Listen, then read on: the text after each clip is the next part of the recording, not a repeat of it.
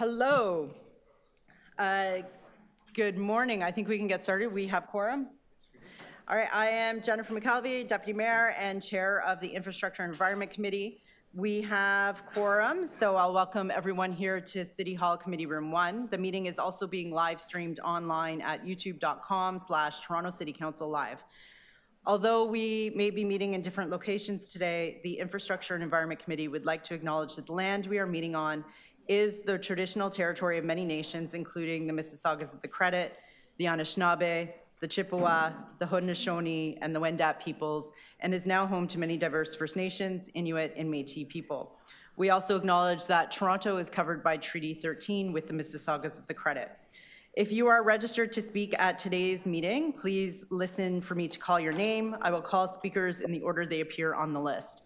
The list of speakers can be viewed online by visiting the Infrastructure and Environment Committee link at toronto.ca and clicking the speakers box for today's meeting. Members, the City Clerk has provided all agenda material on toronto.ca and on CMP, the Clerk's meeting portal. Clerk's IT staff are available to members if you need help with your devices. I also want to remind you to please submit and approve your motions by email. Staff are available at iec@toronto.ca to help with the motions. Are there any declarations of interest under the Municipal Conflict of Interest Act? Seeing none, may I have someone to move a motion to confirm the minutes of the last meeting? Deputy Mayor Cole, moving. All those in favor, minutes? All those in favor? All those opposed? That carries. I am going to take a chair's privilege moment. I just want to say thank you. This will be my last Infrastructure and Environment Committee here at the City of Toronto.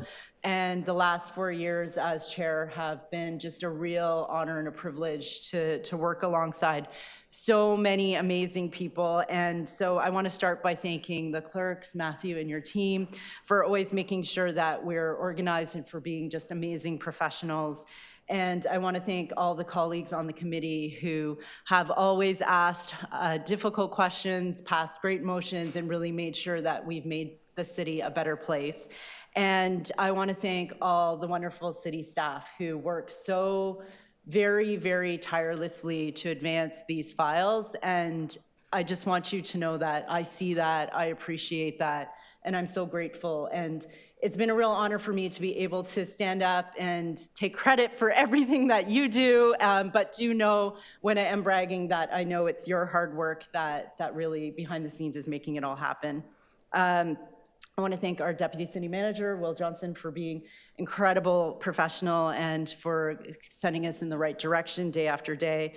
And lastly, a very big thank you to every single member of the public that has come to committee over the last 4 years while I've been chair, but the 6 years that I've been on this committee. There have been thousands of Toronto residents that care, that come out, that want to make our city a better place. And so a big thank you to them. Lastly, I just want to share some of the files I'm most excited by in the work that we've done here together. You do know my favorite is the ravines. We shouldn't have favorites, but it is. And that's because it provides wonderful green space for our many Toronto residents that live in apartment buildings, and they have that refuge when they need it. And working together, we passed the ravine strategy, and Kim's over there, so thank you, Kim. And working together, we created, alongside the federal government, the Natural Infrastructure Fund, which brought $20 million in funding to improve the ravines and the trail network, and another $5.6 million from the Investing in Canada Infrastructure Program with the federal government in the province. And so it's been incredible to see that work take place. Also, some of the highlights are the work that we've done on Vision Zero and to make our school zones in particular safer for our children. And I know we're also very proud of that work. Other work is being headed under the leadership of Will Johnson in the Strategic Capital Office, which is really going to transform the way we do construction in our city and to get Toronto moving. And I know we have a fantastic plan with the congestion management plan and that office that are newly launching. And the last item I want to speak to is our climate action plan.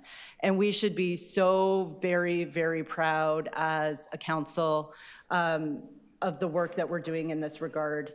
it is really leading North America. We have one of the most ambitious plans to be net zero by 2040, and we are making investments through all of our departments, every single one. And we see that in the carbon budget prioritization process that was launched this year, where our city departments are not just reporting back on the financials, but also on their carbon emissions. And we're using that to drive the way we make decisions.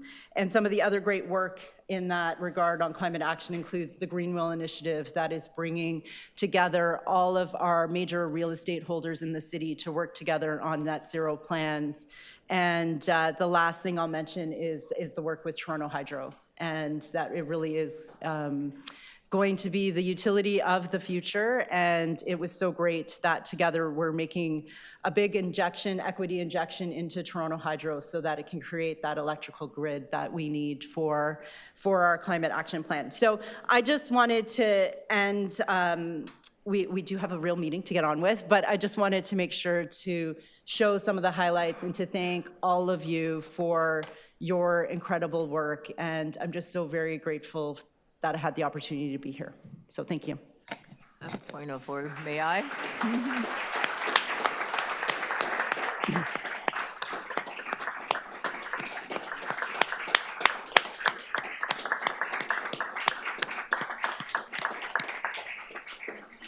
I just would like to add a few words to our deputy mayor. We're gonna really miss you. I watched how your eyes gleamed when we opened up that farm, that extended farm under the hydro corridor, and how this is where earth connects with people, where there's food, and giving people hope and a lot of joy, being able to eat the produce that they themselves grow. And that has always, and your connection with your own community. It's every time I go, whether it's a cowboy theme harvest, I hope that continues. Maybe not in Scarborough, but take that model of bringing people together and having them understand what the city can do.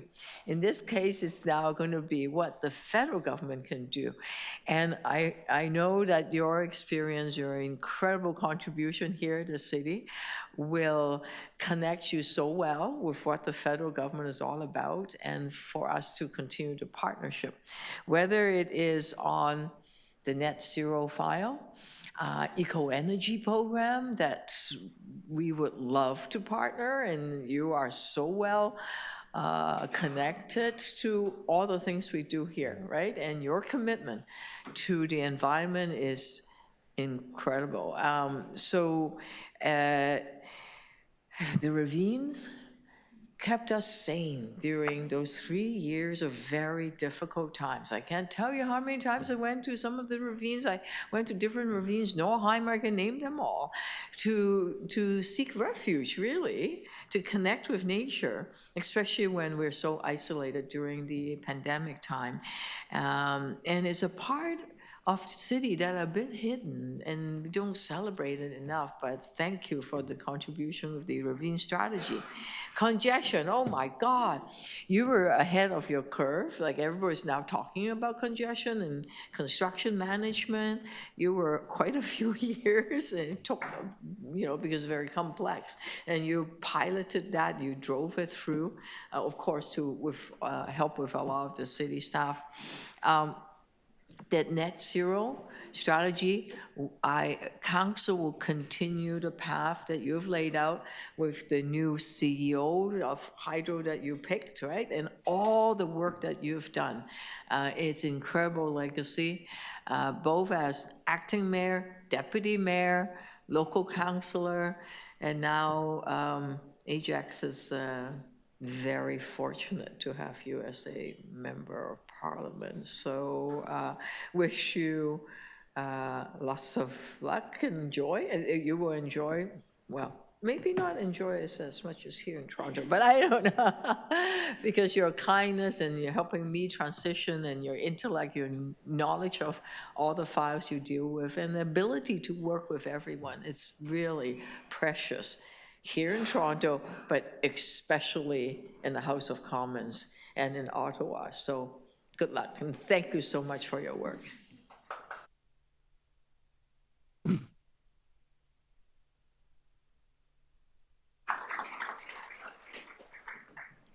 Thank you, and thank you, Mayor Chow. It's been a real honor to work with you as well. Okay, we have a meeting. Oh, we have a speaker, Deputy Mayor Cole. Madam Chair. We have a few speakers. Can Perut thank you as well, or wish you well as well, or no? I think there's a speakers list. Yes. Okay, so Deputy Mayor Cole, Councillor Pasternak, and then Councillor Perruzza. Councillor Sachs. Yes, certainly want to echo a lot of the important contributions that the mayor mentioned. You know, she's been there with you in many of these initiatives. But I think what former Councillor McKelvey really represents is really the incredible contributions a city councillor can make to a city and to their community. I know the media tends to always criticize everything a city council does, and that's their job, great. But there's never enough appreciation of the incredible contribution a council of Jennifer McKelvey's educational background, local commitment, and ability to get things done. What she has done over the last number of years to make Toronto and Scarborough a much better place to live, work, and you know, grow in. It's just what value you get for your money if you've got a councillor like Jennifer McKelvey. I mean, it is, and I've seen a lot of councillors come and go. I've seen everyone from Councillor Howard Moscow to Richard Gilbert, Dale Martin, some fantastic councillors who helped build this city.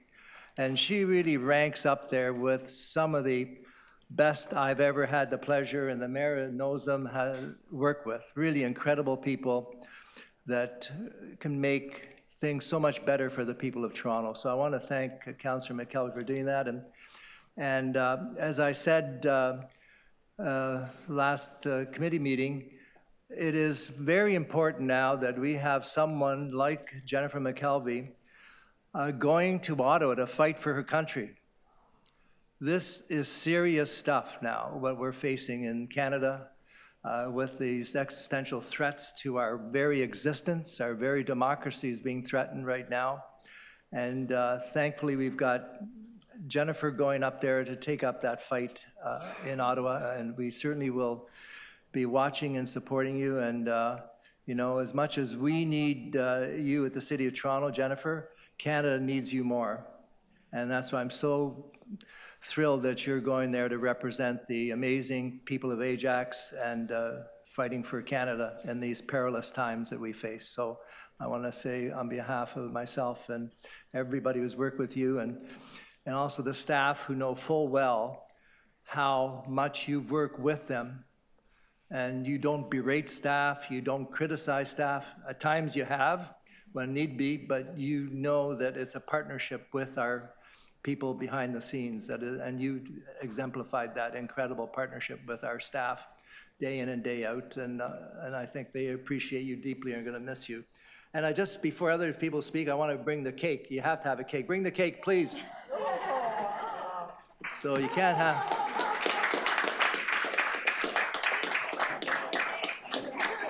Let's take a picture with the councillor. No, line up, folks. Take a picture. Councillors,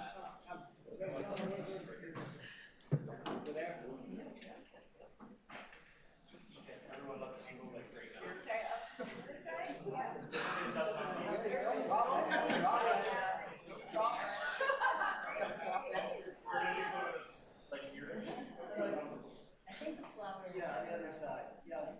The mayor, hold the flowers. We're gonna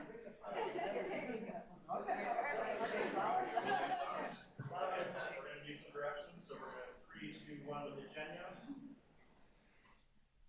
3, 2, 1, look at Carissa. 3, 2, 1, look at Sarah. And then 3, 2, 1, look at myself. There we go. All right. I'll need a Lucas in our office.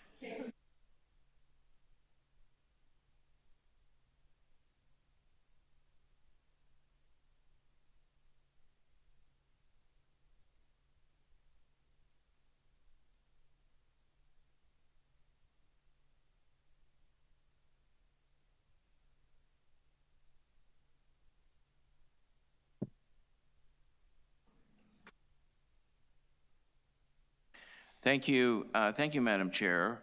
Obviously, I echo many of the comments, all the comments just made, but I'd like to go down a little bit of memory lane. And my first interaction with then newly elected Councillor McKelvey was when starts with my daughter, who was frantically texting me to make sure I went up to Councillor McKelvey to make sure that she was coming as the keynote speaker to my daughter hosting a Women in Politics forum or event up at York University. So I went up and sort of introduced myself, although I think we had met briefly before. And then newly elected Councillor McKelvey was most excited to go to one of her first events. But later on in that meeting, I moved a motion to merge Parks, Forestry, and Recreation into one standing committee. And after many years of talking about that, and newly elected Councillor McKelvey stood up and said, no, no, no. Forestry is infrastructure. It has to stay where it is. And I resoundingly lost that motion, setting a tone that this was a formidable person to deal with. But my greatest memories actually were the various adventures that we took. And Councillor McKelvey and I looked for behind-the-scene tours and adventures where we could discover the hidden Toronto and go on our own and discover hidden gems. They included, and I'll just take a minute, the tour and climbing the clock tower of Old City Hall. And for someone who is not happy with heights, I let Councillor McKelvey lead the way, and as long as she kept going up, I followed. We also did behind the scenes at Billy Bishop at Pearson Airport. And of course, one of my greatest memories as a councillor was the canoe ride at Rouge Park, a red canoe, long before the current mayor said, you must go out in a red canoe. And that was a wonderful day where it was revealed that I was once a canoe tripper and could actually steer a canoe. I returned the favor with inviting Councillor McKelvey, Deputy Mayor McKelvey, to tree planting in Ward 6's Downsview Park. We also took a ride on the volunteer emergency rescue boat on Lake Ontario, an early morning Sunday ride, if my memory is correct, on the beautiful lake. And of course, I was invited up to the Courtright Center during the Maple Syrup Festival, where we both enjoyed a wonderful tour through the woods. We also took tours of the new Superior Courthouse just behind City Hall. And of course, the downtown, I think it's called the water filtration plant, which was also quite revealing. So these are great memories for me as a city councillor. I know there's a lot on our plate, but for me to put this list together and remember all these things, that means a lot. So I wish you the best of luck in Ottawa. Please stay in touch with us. And once again, thank you so much for your great contribution to your ward and to the City of Toronto. Thank you. I'll plan another adventure. We'll make it a good one. I think Councillor Sachs wanted to speak next. Yeah, absolutely. Yes, thank you. Thank you for many things. When Deputy Morley and I were first elected, well, you know, there's a really big learning curve. And it's like carrying fire hoses up a mountain while being shot with fire hoses. And I appreciated and still appreciate the help and the advice that you gave, learning how to make things happen at City Hall.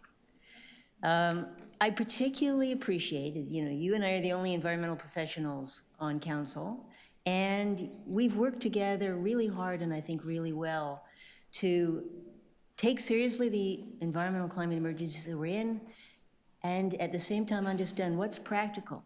What can we really do in the real world with the real constraints that we have, which is never as much as people want and is too much for other people. But yet we have to steadily make progress, and together I think we've done a really good job doing that, and I'm very grateful. Another way that I think you've really set a fabulous example for all of us is the way you've spoken up for staff. And no one on this committee is ever going to forget the way you spoke up for the staff who did the snow clearing after they were unfairly slagged. Recognizing the real people who do the work that make this city runs under very difficult circumstances, and they need to hear that we know it, that we appreciate it, that we have their backs, and you have always done that. Now we want you to go and do all those things in Ottawa, right? It's a bigger scale, but it's the same challenge. We are in an environmental catastrophe. The climate is breaking down as we speak. We've got impossibly difficult problems to reconcile across a big country with lots of divisions. And you will find your way. I hope that you're a strong person speaking up in Prime Minister Carney's caucus for real environmental action, finding every place there is to do something that matters, and recognizing when there are things we can't, and somehow living with that. It's important work. We need you to do it. We can get started. Oh, go ahead, go ahead. Thank you to my colleagues, and of course, congratulations on your recent victory, Deputy Mayor McKelvey. Just echoing, and I'll keep it brief, but it really has been an honor and a pleasure to work with you. You are the kind of leader that I look up to. You are based in fact. You worked really, really hard with your colleagues and with staff, and we need more people like you in positions of power and in leadership, and I'm so grateful that you're going to take all of the great work and experience and values that you have to the federal government, and I look forward to continuing working together in whatever capacities we can, and wish you all the best of luck in that new role. Thank you. So we'll let Councillor Chernos-Lynn, and then, of course, keeping with tradition, Councillor Perruzza gets the last word. Thank you. I just wanted to say, Councillor McKelvey, newly elect MP for Ajax, you gave me such a warm welcome here at the city, and it has been really an honor to serve with you for this short period of time. And I hope that you have the kind of leaders around you that I had the pleasure of having you as an exemplar for me and learning the ropes, and you really took me under your wing and made me feel so welcome here, and were a great role model. So I hope you will have that same welcome in Ottawa. They will be so lucky to have you, and I hope you get the chance to exercise some of your amazing skills in leadership in your new job, because you will be a tremendous asset to our government. Thank you.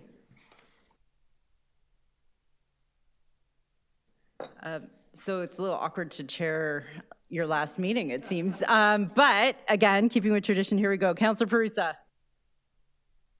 Listen, let me just thank you for that. Thank you for the opportunity to have the last word.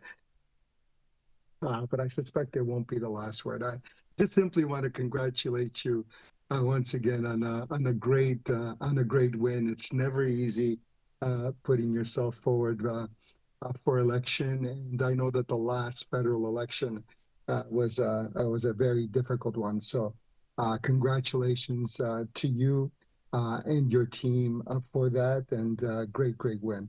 I know you're going into a really difficult situation, but I just simply want to say, having watched you, first met you at the TRCA and working with you there, and here at council and at committee and so on, I've really enjoyed it and come to respect you a great deal. But I can tell you that you're going into a really tough situation, and I hope that you simply find the time to be able to enjoy it, because the learning curve there, I suspect, will be very, very steep. Time will slip by so fast, you'll hardly be able to take note of it. But I know that at the end of it, Canada will be a better place as a result of you being there. And I just simply want to wish you luck and just simply tell you that I'll miss you. Thank you. I'll miss you too. I'll miss all of you. Okay, so we got a real meeting to do. We have real work. Work doesn't stop. But thank you again. And you know, it has, I'll just say it one more time. It's been a real honor to work alongside this beautiful committee of hardworking people, the city staff, and also my staff that, you know, give a lot to make sure that I'm prepared when I come up here and can serve our city well. Okay, so item 1, IE 21.1, Delegation of Developmental Review Related Authorities for Consolidated Linear Infrastructure Environmental Compliance Approvals. Would anybody like to hold the item? Someone like to move the item? Councillor Morley, Deputy Mayor Morley is moving the item. All those in favor? All those opposed? That item carries. IE 21.2, Recommended Strategies to Address Prematurely Failing Water Meter Transmission Units. Anybody like to hold the item? Somebody like to move the item? Hold it for questions for Schultz? staff. Okay. Councillor Pasternak is holding. IE 21.3, Proposed Amendments to Municipal Code Chapter 669, Climate Change Goals and Governance. Anybody like to hold the item? Hold or move? Hold. Okay. Councillor Sachs is holding. IE 21.4, Transitioning Towards Zero Emissions Outdoor Power Equipment. I will hold the item. We have 3 deputants. IE 21.5, Support for Grants and Incentives Program, Expanding the Urban Forest on Private Lands. Anybody like to hold the item? Councillor Sachs, would you like to move the item? Happy to move it. All those in, Councillor Sachs is moving. All those in favor? All those opposed? That item carries. IE 21.6, Authorization to amend and extend the license agreement with High Park Initiatives. Anybody like to hold the item? Somebody like to move the item? Councillor Chernos-Lynn is moving it. All those in favor? All those opposed? That item carries. IE 21.7, I will hold. We have 2 deputants on this item. IE 21.8, Unwin Avenue Bailey Bridge Replacement Study. Anybody like to hold the item? Okay, someone move the item. Deputy Mayor Morley, all those in favor? All those opposed? That item carries. IE 21.9, does anybody need to hold the item? I know Councillor Cole has an amendment. Okay, Councillor Cole, go ahead. Yes, just moving this, I guess in consultation with Councillor Ainsley, I think. But it is drafted by City Planning and the TRCA on behalf of Councillor Ainsley. I'm just trying to make the... Thank you, Councillor Cole. Would you like to speak to it or no? Just quickly, I'm putting this forward as the chair of the Toronto Region and Conservation Authority on behalf of the TRCA. This is dealing with from flood remediation work.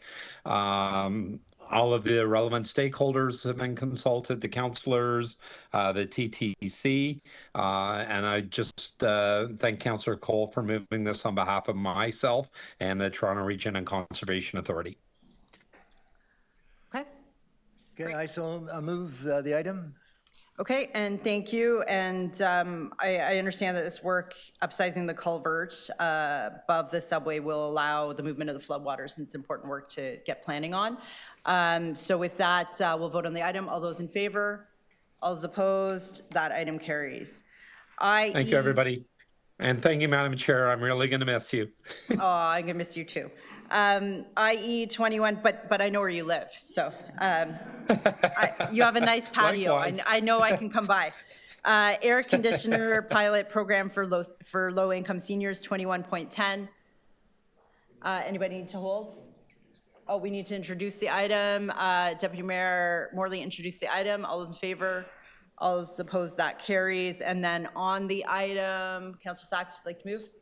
Oh, we have a speaker now. Okay, we'll hold that one as we have speakers. Councillor Pasternak, would you like to introduce your item?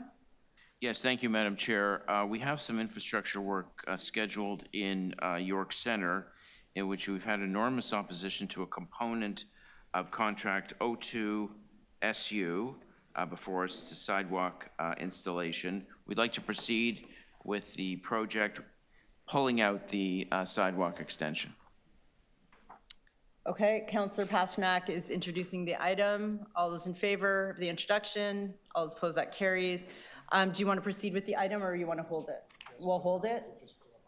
Okay, perfect. Okay, so we're going to hold the item so that people have time to read it. So that brings us back to IE 21.2. Councillor Pasternak, you had questions, but are they in-camera questions? Yeah, Do we want that's- to move it to the end? You know what, if we can get a broad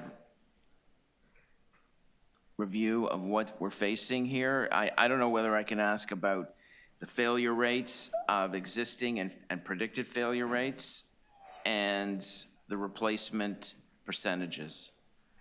I know So, I'm tiptoeing around going, is this, are you comfortable with this, or should we go into camera?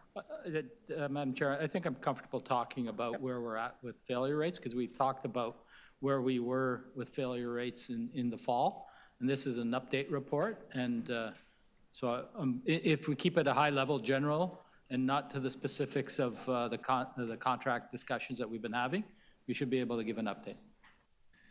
so we had one set of failure rates, but, and this, stop me if I'm going into confidential, is our plan really to get ahead of future failure rates, future failures, and get the whole job done with a full replacement?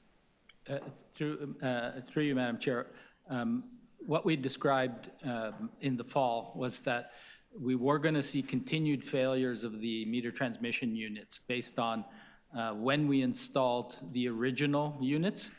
So as just a quick high level, we installed the system between 2010 and 2015, and we were seeing a failure rate of about 12 years into that. So if you just extrapolate, we did expect to see continued failures. We're up to about 50% now of the number of units that have failed.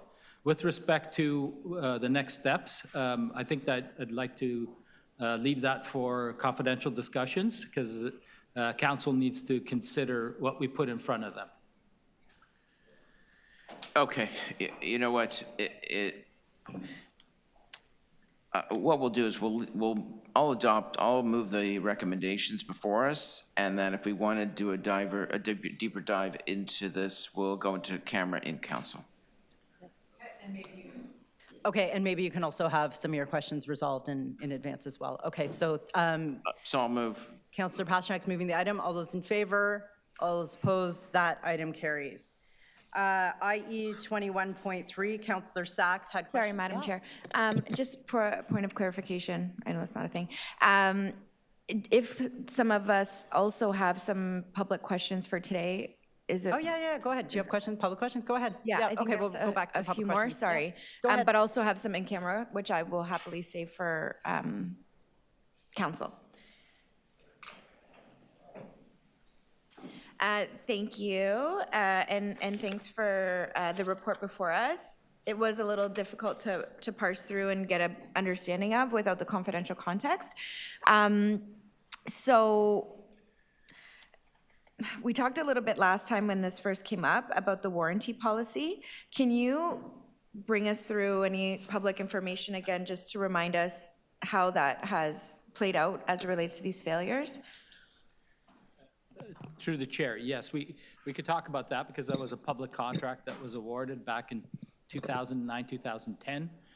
The warranty provisions for the supply of the meter transmission units, that's what we're talking about specifically, that warranty, was designed to be a full warranty, parts and labor replacement for the first 2 years. During the first 10-year period, full replacement cost. However, the labor was for us to pick up to change them out. And then we got an extended warranty on it. So after that, from year 11 to 20, we would be able to purchase any of the units with a discount rate that had a declining rate, starting at 60% and dropping all the way down to zero at the end of that 20-year period. So that's the way it was designed. And what we had asked council for in the fall was to engage with the supplier about modifications to the language in that contract. And that's what we're reporting back to you on is the results of those discussions we've had with them. Thank you. Really appreciate that. I know there's been a lot of hard work going into those discussions. Can you talk to us about advanced metering infrastructure, what it is? Sure. There's reference in the staff report about the fact that we were looking already towards the future replacement of the original system. So the advanced metering technology system that is now being looked at within our industry is a two-way communication tool. It does provide us consumption information, but it can also provide us additional information that's occurring in our system. So it's more than just a billing data capture system. It's also an operational system. So that's something that we're looking at, and we will be looking to report back to IEC, hopefully in a couple months with the results of that study. Perfect. Just to follow up on that response, what are some of the other pieces of information it's able to capture and measure? So you can, with the technology that's out there, actually configure at key locations additional parameters to measure, including some water quality testing that you can do, some temperature, some pressure sensing. Awesome. So slowly developing a smarter system, essentially, getting that data, and then we can use that operationally to help calibrate some of our hydraulic models, to look at water quality models within our distribution system, all kinds of different things that are occurring in our industry, but you can only do that with good, accurate data. Mm-hmm. So we're looking at the long term to say, does it make sense to invest in that technology? And can we then translate that to a better utility and efficiencies and savings and greater certainty for our residents as well. That's great. Thank you so much. I will save the remainder of my questions for in camera at council. Thank you. Okay, thank you. And Councillor Chernoslin, go ahead. Thank you. So I wondered, what lessons or takeaways, or are there any that we've gained from this experience that we'll be applying to our procurements process going forward? Through the chair, yes, there are obviously some strong lessons learned from this. As you can appreciate, when we rolled out the first one, that was the first time that we had deployed such a system, and we were one of the first within North America. Not the first, but one of the first. So all of us learn. It's not just the City of Toronto. This issue that we're experiencing is being experienced by multiple municipalities across North America. And it's a fact of that we were deploying new technology. So that cutting edge, sometimes you get you do get a bit of a learning curve. And what we learned is that perhaps we should look at the assets, the type of assets, a little differently. When we rolled this out, we rolled it all out together. Let's do all of the meters and the communication system, meter transmission units, the software, all together at once. What we're looking at is, does it make sense? They're different type of assets. They have different life cycles. Technology changes faster than a mechanical type meter. So those are some of the lessons that we've learned. Can we structure our procurements differently? Do we need one or multiple procurements? Those are the questions that we're going to bring forward in the upcoming strategic report that we're bringing to committee. Thank you for that. That's helpful. And seeing as we're going to be changing over so many of these assets that are somewhat prematurely at the end of their life cycle, is there a plan for disposal and recycling? Through the chair, yes. Part of our strategy is looking at how we dispose of them. That was part of our negotiations as well, because there was language in the contract about how to do that. We needed to get modifications in place. And then just the logistics of what are we going to do and how to dispose it. So yes, we are talking to parties to figure out how to do that. Okay, thank you. Okay, additional questions? Speakers on this item? Okay, and Councillor Pasternak's moving it. All those in favor? All those opposed? That item carries. Okay, that brings us to IE 21.4, transitioning towards zero-emission. Oh, we have three. Okay, sorry. Thank you. Proposed amendments to municipal code, climate change goals and governance, i.e. 21.3. Councillor Sachs had questions. Well, my main question is, why are we having another delay? So, Councillor Sachs, when we brought forward Transform TO, we identified that we would bring forward 5-year action plans associated with actions that we would take in the short term. We then embedded that in the municipal code to ensure that that became part of our regular work. And we identified June, kind of middle of the year before the first or the next 5-year action plan was the right timing. In terms of this first year, where we're bringing forward the action plan for 2026 to 2030.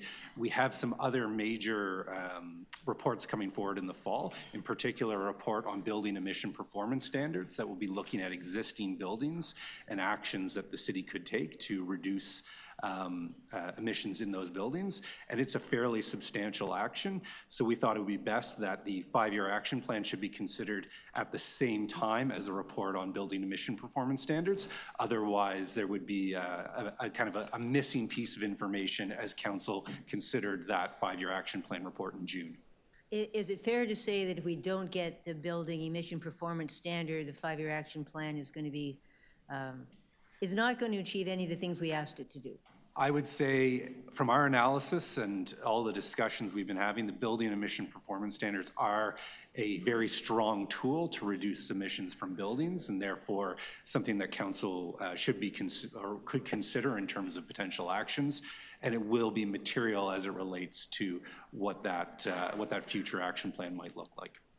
I mean, with all due respect, isn't it the essential backbone of the plan? If we don't have it, we're not going to get anything like our targets. I think we've described it as the key action that council can take within our powers or within the municipal powers to reduce emissions, yes. And buildings are our largest source of emissions. Is the delay in the reporting delaying any of the work that needs to be done? It's not. The June report date was arbitrary, middle of the year. Coming forward in September, which is our target date, would still enable us to have that plan in place for 2026 and would still feed into any discussions that would happen, for example, through budget 2026, as well as finalizing our carbon budget. Does the additional time allow any further opportunities for public input? It does. We've had a fair amount of public input to date. We've also been engaging with the Climate Advisory Group, and we would continue to do that throughout the summer, looking for more opportunities to engage the public as we finalize elements.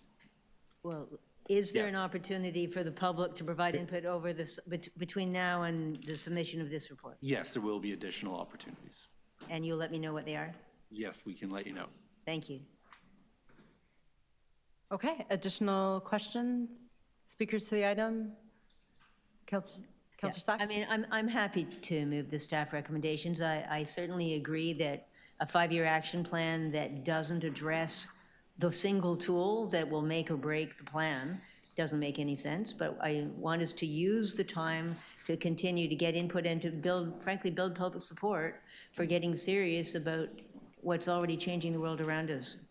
Driving up the cost of insurance and food and driving people to migrate and everything else, and we're just not talking about it enough, and there isn't enough public awareness of how important this is. So I hope that we use the time, use it well, use it effectively, because this is going to be a difficult conversation in the fall. Thank you. Okay, thank you. So we'll vote on the item. All those in favor? All those opposed? That item carries. Okay, now we're on IE 21.4, transitioning towards zero-emission outdoor equipment. We have 3 speakers. We have Dundee Staunton. We have Dundee in the room, online.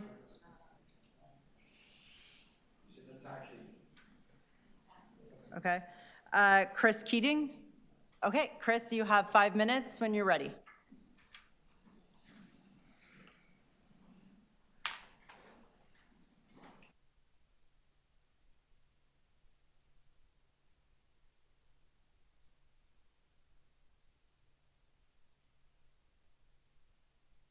So, oh yeah, right, thank you, totally forgot. Yeah. I have a handout for the councillors.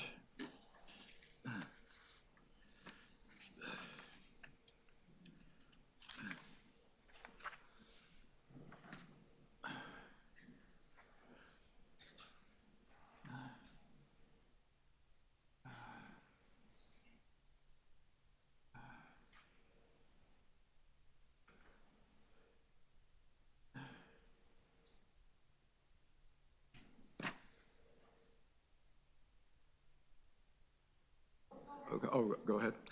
My name is Chris Keating, and I was chair of the Environment Action Committee at Deer Park Residents Group, and I'm one of 4 organizing team members of Gasbusters. Gasbusters began a few years ago when 2 residents in Josh Matlow's riding reacted to the loud noise and poisonous fumes from 2 cycle gas-powered leaf blowers on their streets.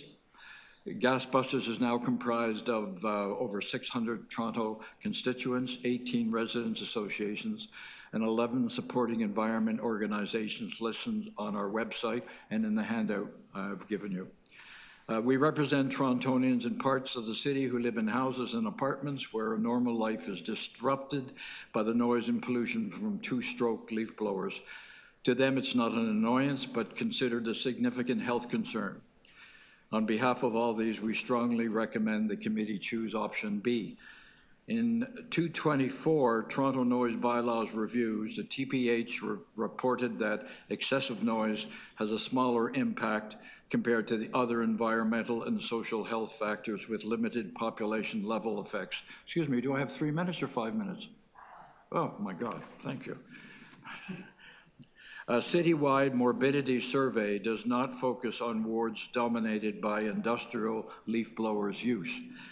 Gardening companies using leaf blowers affect certain constituents significantly, even if they represent a minority of the population. These constituents should not be ignored. A 2-stroke, 2-cycle engine was invented by an Englishman in 1879, nearly 150 years ago. The inefficient fossil fuel burning 2-stroke engine has developed a reputation as an environmental hazard. Because the engine lacks an independent lubrication system, fuel has to be mixed with oil.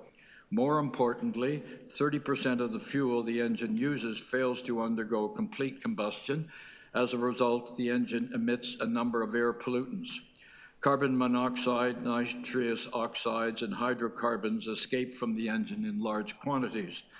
Everyone knows the acute effects of carbon monoxide, but the other gases are equally worrisome. Both nitrous oxides and hydrocarbons contribute to smog formation.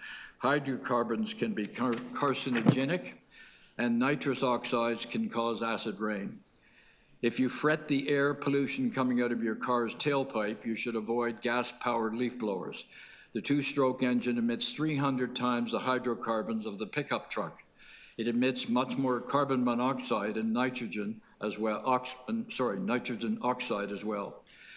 Some gardening companies' managers tell us when they advise their operators to use protection, half of the operators ignore the advice on site, exposing themselves to health risks from gas-powered leaf blowers.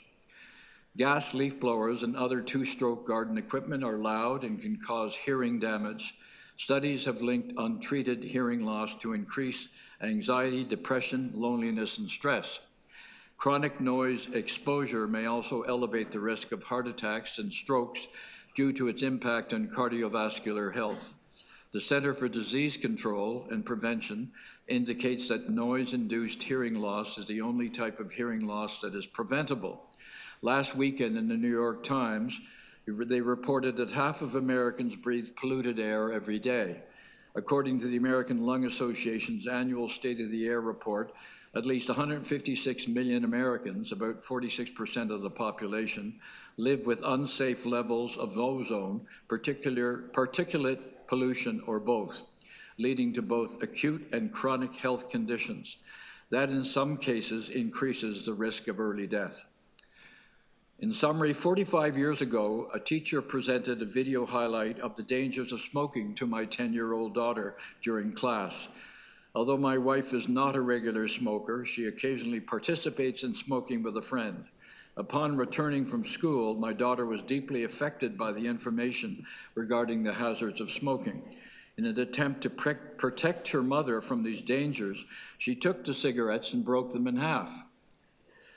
Like my 10-year-old daughter 45 years ago, it's necessary for a progressive city to address this danger.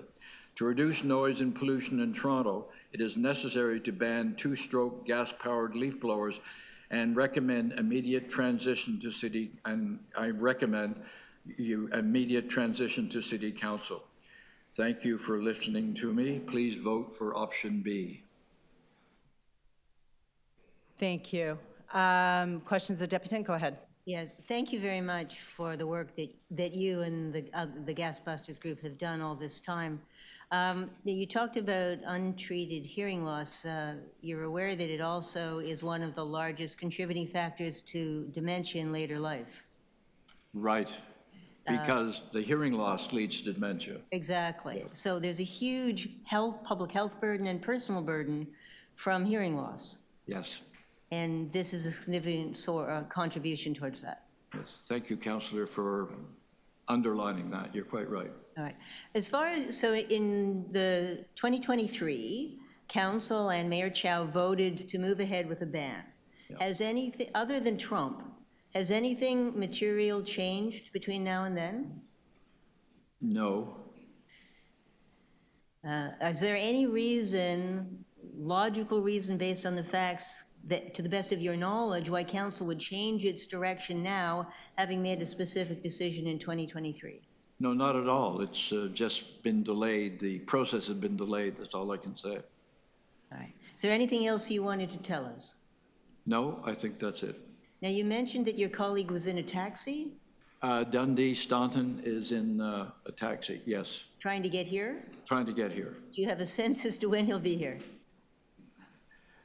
No. I'm 87 years of age, and my wife tells me I've lost my senses. Okay, well, we'll hopefully he'll get a chance to be here and present. Perhaps you can text him and try to get a sense of his arrival. I know he's on his way. Okay, thank you. Thank you. Okay, additional questions of the applicant? Okay. Okay, the speaker, thank you. Okay, thank you for joining us. How Sun Chong is next with the Environment Alliance. Thank you. You have 5 minutes. Take my seat, it's warm. Thank you for warming the seat up. My name is Hao Sen. I'm the climate campaigner of Toronto Environmental Alliance. And though I am a climate campaigner, one of the main reasons I became an environmentalist is because I grew up with a very serious case of childhood asthma, and so I'm particularly sensitive to issues around air pollution, and that's one of the things I want to highlight here today. So I want you to imagine for a second that you are in Halifax, and you need to get to Vancouver, and you don't know how to get there, and your friend says, I have a car, I'm going to drive to Halifax, but I do not have any more seats inside the car. What I do have is a jerry-rigged seat right behind the rear bumper by the exhaust. How would you feel about sitting there? And you go, sure, I'll do it. So you sit on that seat right by the exhaust, and you drive through New Brunswick, and you drive through Quebec, and you drive through Ontario, and then Manitoba and Saskatchewan, Alberta. You finally make it to Vancouver, and you go like, great, okay, I'm here. Oh, I forgot something.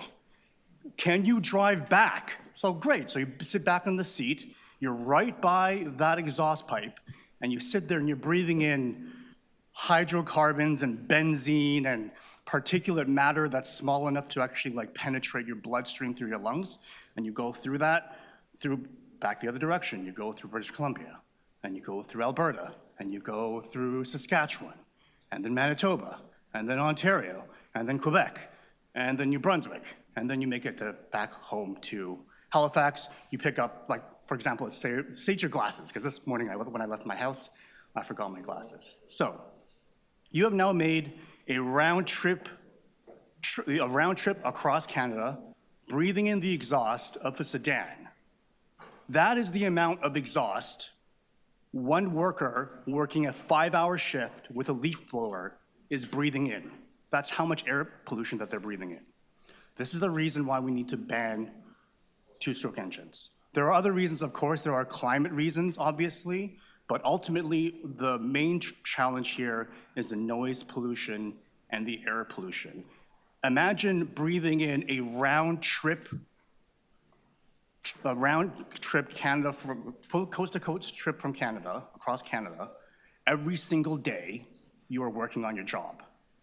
These workers oftentimes cannot make it to these meetings, and these workers usually do not have any choice as to what kind of equipment they get to use. We are not here talking about banning all equipment or all engines. We're talking about banning primarily just the two-stroke engines, which is the worst. There are four-stroke engines available. There are electric options available, but the two-stroke engines themselves are extremely poisonous, are extremely damaging to human hearing, and extremely damaging to the lungs of people who have to deal with this every single day. So that's one of the reasons why this is the main reason why the Toronto Environment Alliance, and why I personally think it's very strong, it's a very important thing for the City of Toronto to ban two-stroke engines. And not just for the workers here in the City of Toronto, but because if we were to do that here in Toronto, it would send a signal throughout Southern Ontario, and it would help workers who work all across the GTHA and all across Ontario. Two-stroke engines are already banned in some jurisdictions, some municipalities in and around the Vancouver area. Some municipalities in and around the Montreal area have already banned two-stroke engines. Toronto, if we were to ban it here, would be the largest city to do so, and we would be sending a signal out there to the rest of the world that it is time now. We have the means to move forward. There are four-stroke engines. There are electrical equipment available right now as well. And for the protection of people's health and hearing, especially for the workers who aren't here today, I urge you to ban two-stroke engines in the City of Toronto. Great, thank you. Questions, Councillor Sachs? Yes, thank you, Housen. I know you've done a huge amount of work on this for many years. So as you know, in 2023, this council and this mayor voted to move forward with a ban of two-stroke gas-powered engines.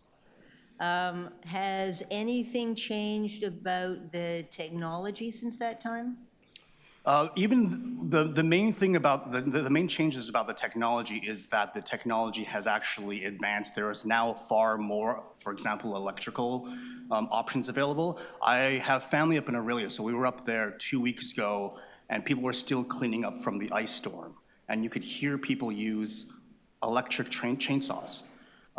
They're significantly quieter. They're significantly more powerful. And I just remember listening, it was like, that's a chainsaw, but that's not a gas chainsaw. And I realized that it was an electric chainsaw. And if you recall the ice storm that went up, there's a lot of cleanup that's going on up there. So obviously there's a climate reason why we should be doing this as well, right? These things do emit greenhouse gas emissions. But at the same time, there is a significant amount here that's important on local air pollution, local sound pollution, and the options are already there available. If we were to set a ban in the City of Toronto, it would accelerate that transition much, much faster, and it would protect a lot more lives, a lot more people's hearings, a lot more people's lungs. Right. Thank you. The point I was trying to get at is council decided 2 years ago to move ahead with the ban. And since then, what you're saying is the technology has only got of low emission equipment, quieter equipment has got better since then, right? That's right. There's better, and there's more of it and more option, and they're more available. All right. So has anything about the harm caused by the two-stroke gas engines changed in the last 2 years? Are they as harmful as they were 2 years ago when we decided this? They're just as harmful as they've always been for these two-stroke engines. Primarily, these two-stroke engines are being sold because they're cheap. And so as a result of them being cheap, people, some companies are buying them and they're not necessarily thinking about the health of workers. They're not thinking about the hearing of workers. And it's important that those things are taken into account. And the workers who are doing this, they have no idea oftentimes, right? They're like out there. When I was a kid, I didn't know. I was using a two-stroke engine. Like the amount of fumes that I breathed in and the hearing loss that that I experienced is immeasurable.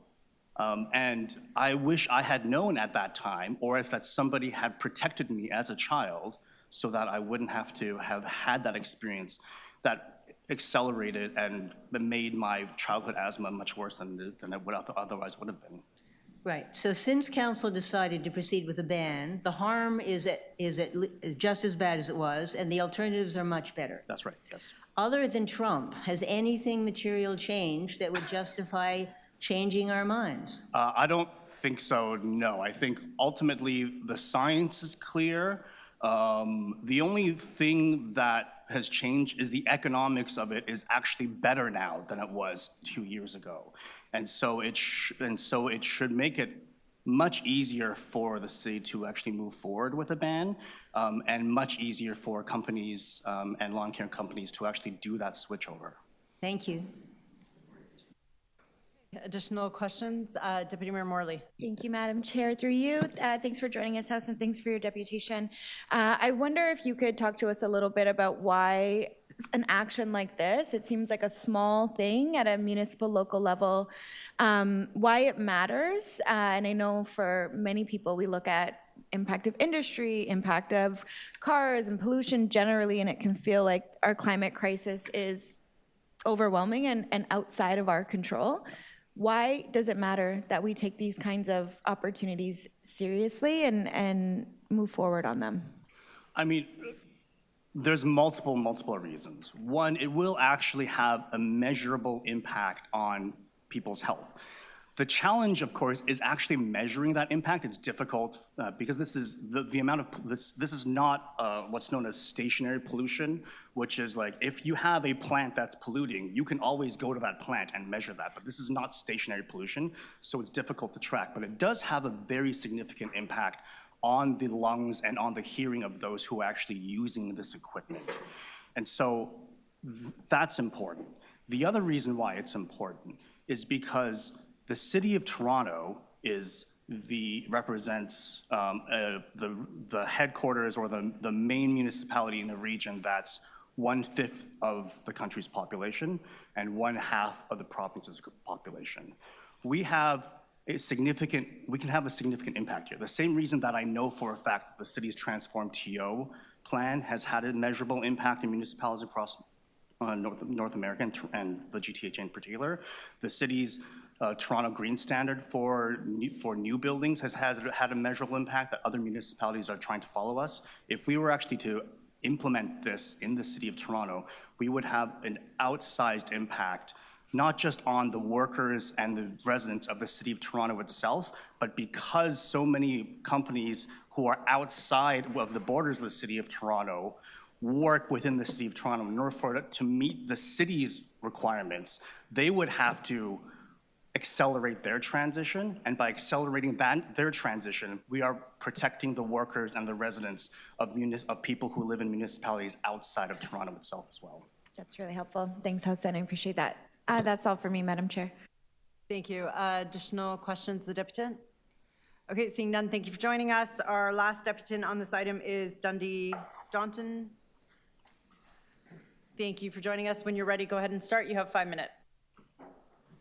Thank you, Madam Chair, and my apologies for being tardy. Thank you for fitting me in, and I'd like to add, on behalf of our organization, Gasbusters, our congratulations to the chair on her ascendancy to the House of Commons. It'll be a vital role, and thank you for all you've done within our city. My name is Dundee Staunton. I'm a resident of Toronto and a founding member of Gasbusters, a volunteer organization which is more than 600 members across Toronto, consisting of a mix of apartment and house dwellers. You heard earlier from my colleague, Chris Keating. Our organization has advocated since its inception for a ban of gas-powered leaf blowers and related garden equipment based on our concern for residents and operators alike from the adverse health and environmental effects caused by noise and harmful fumes. With regard to the recommendations by the Executive Director, Environment, Climate and Forestry, we urge the committee today to vote for option B, which is consistent with City Council's adoption on July 19th and 20th, 2023, of a decision under motion IE 5.1, in which it expressed its support for a ban on the use of two-stroke small engine equipment in Toronto. Under that direction, city staff conducted a survey that indicated that more than 70% of residents support a transition to zero-emission outdoor power equipment. Our issue with option B is that its timeline for implementation of a ban is excessively long. In his presentation to the IEC on November 29, 2023, Joe Salemi, Executive Director of Landscape Ontario, advocated for a phased approach to a ban, indicating that the process could be relatively swift, as the typical lifespan of equipment is around 3 years, and landscaping company owners are constantly replacing equipment as it ages out. Those remarks are now 1.5 years old. If we take the 3-year equipment cycle to which Mr. Salemi referred, consider ongoing advancements in alternate technologies, and factor in the 18 months that have elapsed since his address, we should be looking at an effective date for a ban of no more than 18 months from now, or January 1st, 2027, with no seasonal exemption beyond that date. This timing would fall in line with his prognosis of a relatively swift transition. It would also spare operators another several years of exposure to the harmful effects of two-stroke equipment. Lastly, we would expect that the IEC and City Council would encourage city staff to consider longer-term cost savings associated with a more rapid transition towards zero transmission equipment, rather than dragging out the process, which may lead to further investment in two-stroke devices which will be made obsolete and perhaps subject to replacement subsidies.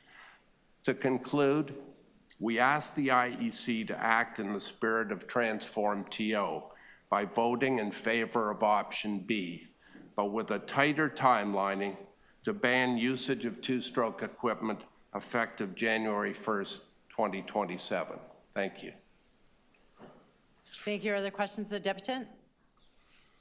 Okay, seeing none. Oh, Deputy Mayor Morley has questions. Just a quick one. Thank you. Thank you for joining us. I'm glad you could make it and present to us Thank you. as part of this item.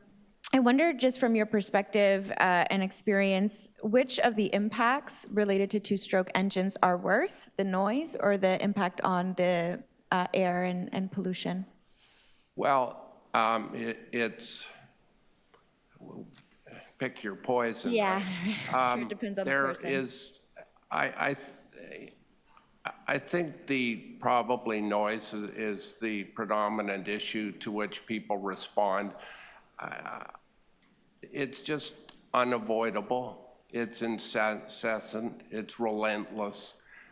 6 days a week during the period from April to November. It's basically unavoidable, and it has, these machines operate at such a pitch that it is disturbing, for lack of a better word. I remember at the meeting 2 years ago, there was a young woman came online and who had suffered the effects of concussion. Yes. And had to lock herself in her bathroom with earmuffs on in order to avoid the sound in the yards around her. So, but I do feel that the polluting aspect can't be underestimated. There's a Stats Can statistic that says if you operate a gas-powered leaf blower for half an hour, it's equivalent to driving from Toronto to Quebec City. So they're both powerful elements that we have to address. Yeah, I do remember as well the deputation, I believe it was April, who gave that with her experience with the concussion. Thank you for that. I really appreciate it. Dundee, that's it for me, Madam Chair. Thank you. Questions of staff? Councillor Sachs. Yes, thank you.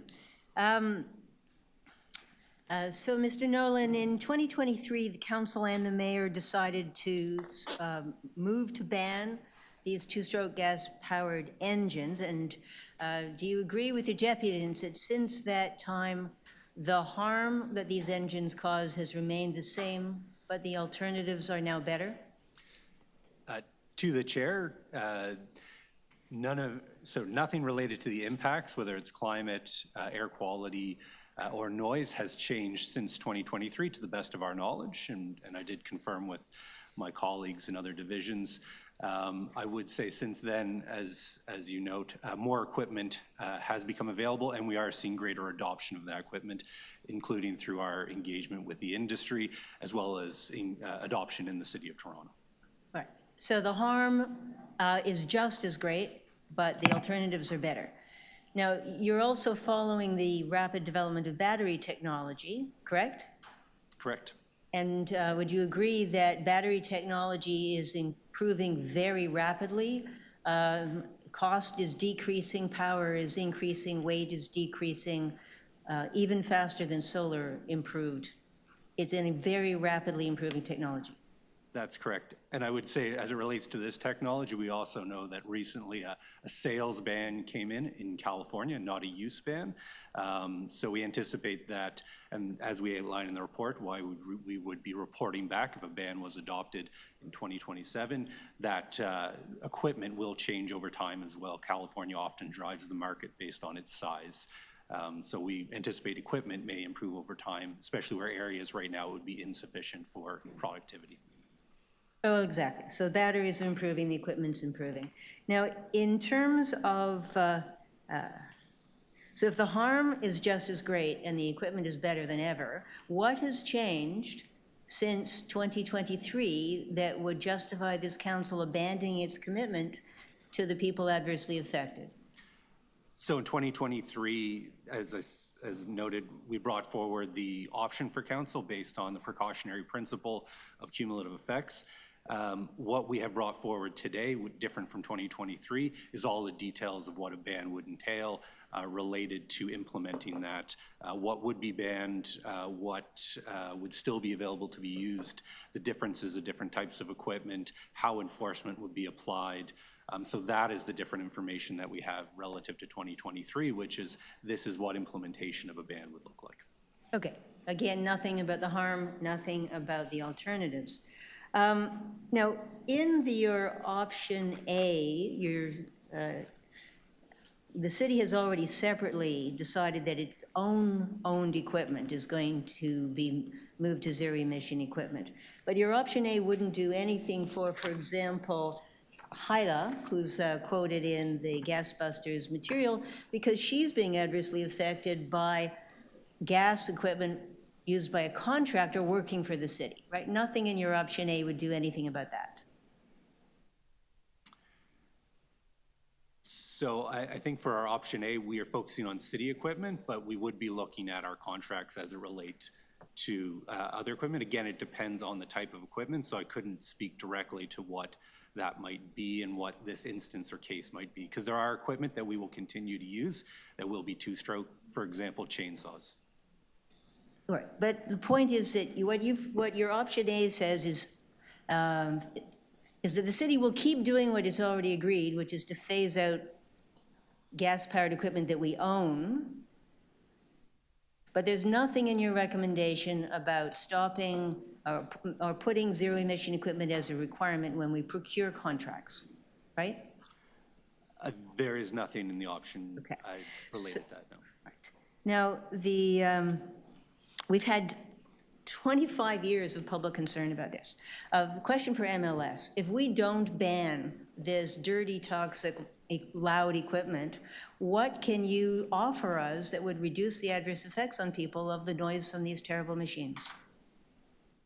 To the chair, so regardless of the path that council adopts, the noise bylaw will continue to apply to power devices. These devices are subject to the regulations that are currently set out in the noise bylaw that restricts them based on time of day. All right, so in other words, there's nothing further that you're offering us. They would stay just as loud, just as many hours a day as people have been suffering through for the last number of years. To the chair, what I can offer is that in 2022, we further restricted the hours for this, and we have recently looked at ensuring that we're levering all the tools available to us in the noise bylaw to regulate these devices. So for 11 hours a day, these things can blast away and there's nothing you can do, is that right? What we have done is Last question. implemented a public education campaign recognizing that there are concerns in the community, and we want people to understand what the rules are. But that is the action that MLS is currently taking. No, there's none. Okay. Amber? Questions? Councillor Pasternak, Deputy Mayor Morley, and Councillor Cherneslin. So go Thank ahead, you. Councillor Pasternak. Thank you, Madam Chair. There seemed to be a time when I first came onto council, we were banning so many things. When I was coming home, my kids would greet me, Dad, what did you ban today? And we were warned by staff about litigation when we tried to ban things, and we would often end up court losing. Is someone from legal here to give us a bit of a prognosis on where this would end up? Should we ban it? Will we eventually end up in court? So there is someone from legal here through the chair, but we would advise that we have such a discussion in camera if you need to have advice on that. Okay. Maybe So, to the chair, sorry, Councillor, maybe I could just outline in 2023, we did do this as two parts. The first part was to come forward and identify the rationale for a ban. And so we looked at noise, air, and climate. And while staff determined there was no reason to ban two-stroke engines for any of those reasons singularly, we did identify that there were unknown cumulative effects and that council could adopt a ban based on a precautionary principle. So we did do a two-part process to identify the rationale for a ban that went forward. That was the 2023 report. So if we transition to electric, what would be the noise implications? Because there are electric leaf blowers. So to the chair, the ban of a two-stroke engine would result in use of either electric equipment or four-stroke engines. They are quieter, but they are still noisy. I'll defer to MLS if we want to get into specifics, but there would be a reduction in the noise from the use, but it would not be an elimination of the noise. Leaf blowers will still have noise regardless of the type of equipment. It's just what type of noise would come. So if we banned it and lawn care companies transition to electric, what we'd be really dealing with is air quality, not noise. That seems to be what you're saying. So it would have so to the chair, maybe to simplify, it would have benefits. There would be reduction in noise, but there would still be noise. There would still be, as we noted before, four-stroke engines would still be in use, so there would be a reduction as it relates to air quality, but there would still be, particulate matter. I would also note, depending on the type of equipment, for example, a leaf blower, you will still have air quality issues associated with dust. That wouldn't go away regardless of the type of equipment. It would just be the exhaust. So you would have improvements from an air quality perspective if you were to transition to either zero-emission or four-stroke engines, but not full elimination of any air quality considerations. Other municipalities, GTA across the province that have banned, and generally speaking, what were the outcomes? Were they positive outcomes? Were they reversed by the courts? So in Canada, we have a few examples where folks have moved forward with bans. West Vancouver has a ban. Vancouver is considering a citywide ban, but they have not brought that forward to council. The National Capital Area, the NCC, has done that, but again, that would be more similar to city corporate deciding to ban. And then we've seen some small municipalities move forward. Typically, it's focused on leaf blowers, not necessarily on two-stroke engines, and I don't believe we've seen any legal challenges. I would say where we've seen probably the most bans is in the United States, and again, I'm not aware of any legal challenges, but their legal system would be different in terms of what authorities they have. Well, our chair is moving to Ottawa, so she will have the benefit of their bylaws banning them. But when it comes to, let's say, other lawn equipment such as lawnmowers, and is this a slippery slope where we'll progressively ban any kind of gas-powered equipment to maintain our lawns? And what kind of example is the city going to be using if it goes down this road? So I would say to the chair, this report, and this is potential for a ban, is focused on two-stroke. If city council wanted to look at anything else, we would need to do further assessment. We would need to do the same assessment we did for two-stroke related to health, climate, any other considerations, provide advice. That would determine whether a ban would be successful and whether it would be warranted. But we have focused on two-stroke only in this. It would be to the city council to direct if any other bans were wanted. Fair enough. Thank you. Thank you. Deputy Mayor Morley. We know there's two options for us here today. Which of the two does the Environment, Climate, and Forestry Division believe is the best path forward? Put you on the spot. To the chair, we've structured this report similar to the report we structured in July 2023. We understand that a ban is a significant action to restrict the use of a piece of equipment. We've identified the impacts as it relates to health, climate, and noise, and really we are looking to council. So we have not provided a preferred option on this or a recommendation towards a ban. Got it. It's up to us. The jurisdictional scan found that many jurisdictions specifically restrict gas-powered leaf blowers. You just spoke a little bit about that in response to my colleague, Councillor Pasternak. Why have other jurisdictions focused on that equipment specifically? And obviously you don't represent those jurisdictions, but from your experience navigating this issue.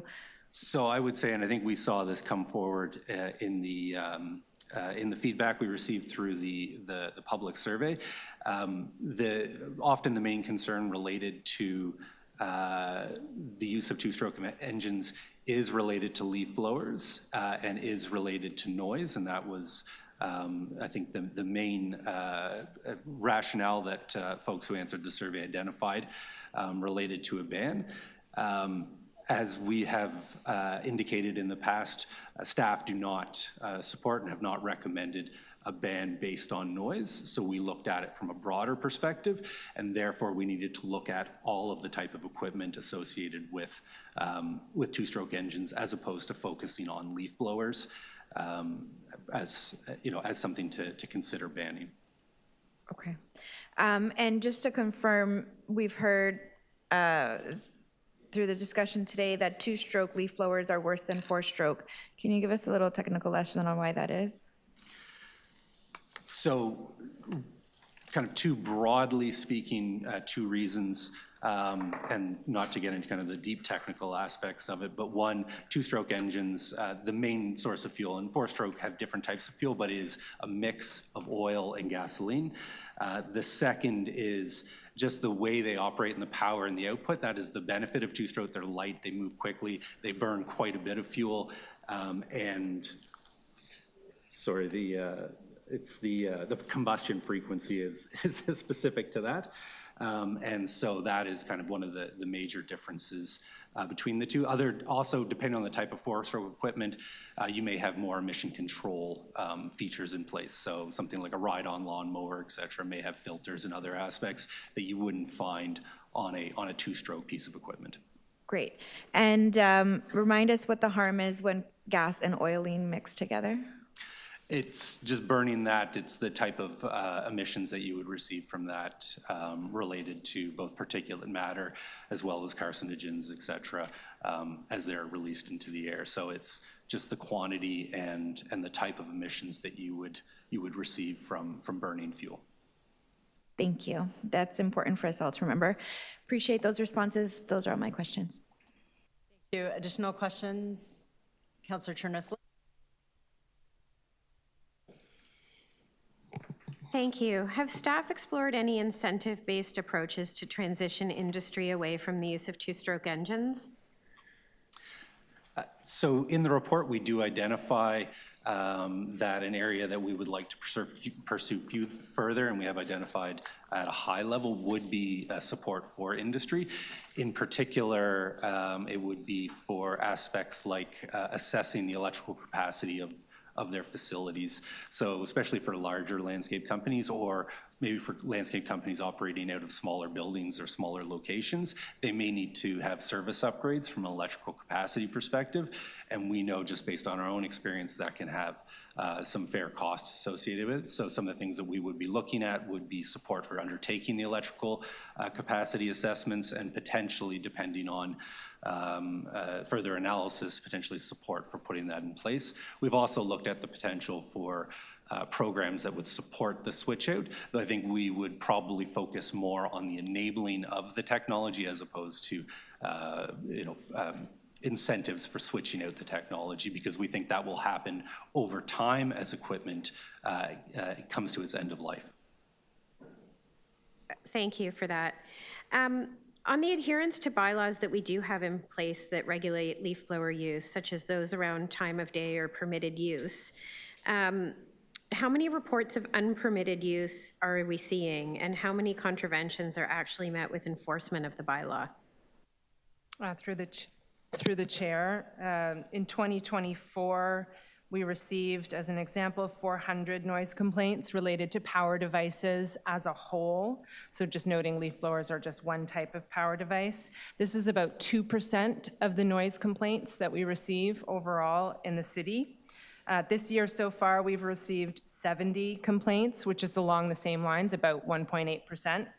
I can advise that also in 2024, 2 charges were laid through tickets. Those hold a value of $500 for power device noise bylaw violations. Thank you for that. And finally, in the section on the staff report on jurisdictional scans, staff noticed the difference in authority between U.S. municipalities and Canadian municipalities. So with these limitations in mind, has anyone asked the province for regulation of this equipment? Has that been considered by staff? To the chair, I'm not aware if a request, and I don't believe a request has been made to the province for regulation. I think in general, we support regulation that happens across jurisdictions, so across municipalities. We, for example, when we talked to Landscape Ontario, identified about 600 landscape businesses that are operating in and around Toronto. So it's not just businesses located in Toronto. So a broader approach would be beneficial, because it would provide certainty to those businesses who are operating, in different municipalities. Okay, thank you. That's it for me. Okay, additional questions? Okay, I have questions of staff. You already did question. That's okay. Great. So my questions are, you've done some surveys, you've done some public engagement. So of people that do want to ban, what is their main reason for wanting it? Through our outreach, we've determined, and our people have identified, the main reason for banning is noise. Okay. And does this report ban 4-stroke leaf blowers? Are they also noisy? This report would not ban 4-stroke leaf blowers. We have not done any of the analysis from an impact perspective, so we would not recommend banning 4-stroke leaf blowers. And they are noisy. They are, from the analysis we've done, less noisy, but they still create a fair amount of noise from a decibel perspective. So if a citizen is complaining to 311, are they going to know that this is a 2-stroke versus a 4-stroke? So what does this mean from an enforcement point of view if we were to proceed with a ban? So from a broad perspective, as it relates to enforcement, and colleagues at MLS may want to join in, we would require actually, and as outlined in the report, we'd require to establish a list to identify those pieces of equipment which are two-stroke, so that would be actually enshrined, and then an enforcement or bylaw officer would need to go check the equipment to know that it was a two-stroke engine versus a four-stroke engine. For example, backpack leaf blowers, it's not immediately obvious that it is a four-stroke equipment versus two-stroke, so it would require looking at the equipment to see if it is on the banned list. So that it is a complication of enforcement because there's not necessarily an easy way to differentiate between certain types of equipment. So what happens when someone calls 311 about a leaf blower? Like, how would the enforcement happen? So through the chair, we would work on an enforcement strategy if this ban were approved. What I can share is sort of similar programs. We would take in that complaint and create an investigation, and as was indicated, a bylaw officer would have to go out and conduct an investigation, look at the equipment based on the banned list, and then could proceed with ticket or charges if there was a confirmed bylaw violation at that time. Okay, so, and if a resident hires a company for their property and the contractor uses banned equipment, who gets the ticket and how do we find out who should be ticketed? So to the chair, the report suggests that the property owner would be responsible for the ticket, similar to some of the other property standards approaches we take, and not the company itself. For both options A or B, what is proposed for a report back and monitoring on kind of the landscape around landscaping? So if we were to move forward with option A, which is the one focused on city leadership, we would continue to do regular report backs as part of our annual Transform TO updates in terms of progress we're making towards council direction. If we were to move forward with option B, which is the broader citywide ban, there would be, I think we've got report backs related to how technology is progressing, looking at the list in terms of the sufficiency of equipment to do jobs and therefore to be transitioned. And we would be reporting back as we updated the list of banned equipment. Again, that would be an annual process as equipment might change, and we need to make sure the right model numbers are included. So we're capturing two-stroke and not four-stroke engines, for example. If we proceed with option A, could you report back in 2027 on jurisdictional scans, how our implementation is going, and on recommendations at that time on implementation of a full ban? We'd be happy to report back as directed by council on all of those things. So do we have an opportunity here to lead by example, continue to monitor and adjust as technology adjusts?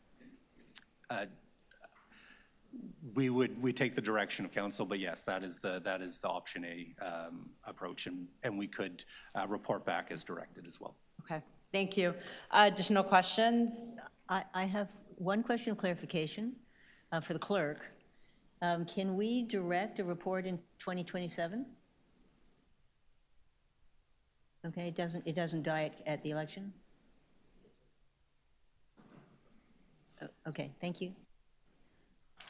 Okay, any additional questions? Speakers to the item? Okay, Councillor Sachs. Yes, thank you very much. So I have two alternative motions. My preferred motion is that we should carry forward with the commitment the council made in 2023, and we should adopt option B, which is being put before us exactly as we instructed staff to do. In 2023, we instructed them to come forward to develop a bylaw for a ban, and option B is to do exactly that. We've heard from Municipal Licensing and Standards, and they've confirmed to me again today that if we don't ban it, there is nothing they can do about the noise from any of this equipment.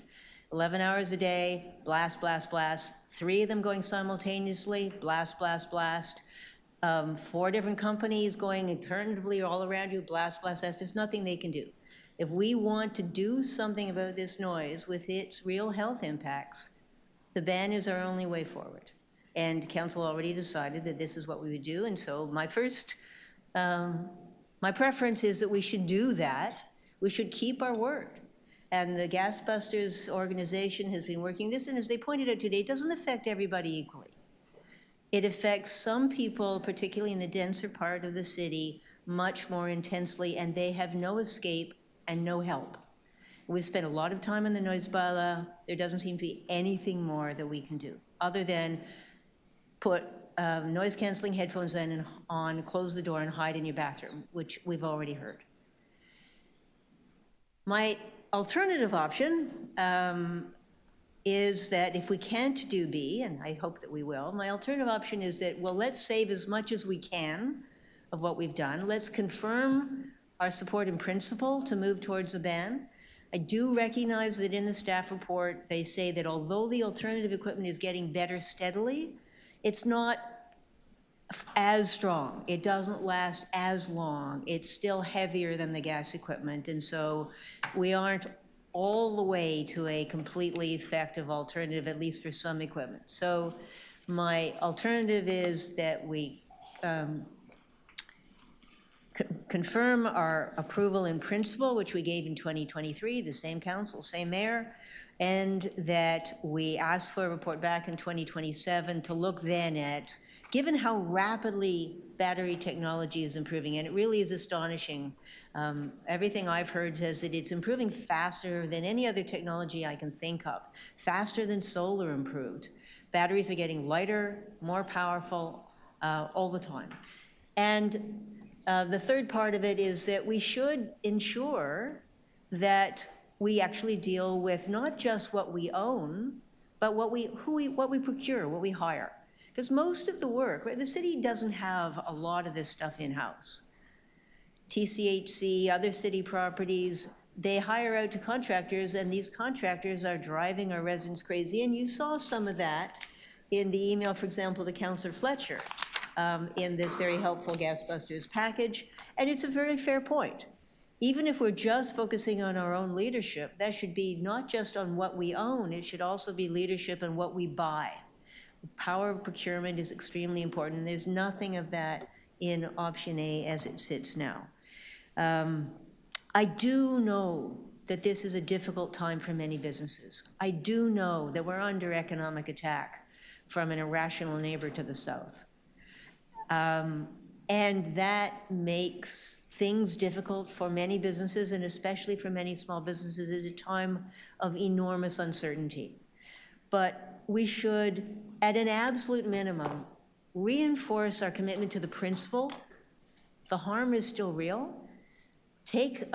Stop buying services that are doing harm, and get another look at it in 2 years, and see if their technology has reached the point then where from an effectiveness, a weight, a cost point of view, it's now equivalent. And so I would ask, first, that you support me on going ahead full steam, and if we can't do that, that at least let's keep going, making things better for the people who've been working on this, some of them 25 years, asking for help from this council, that we not turn our back on them now.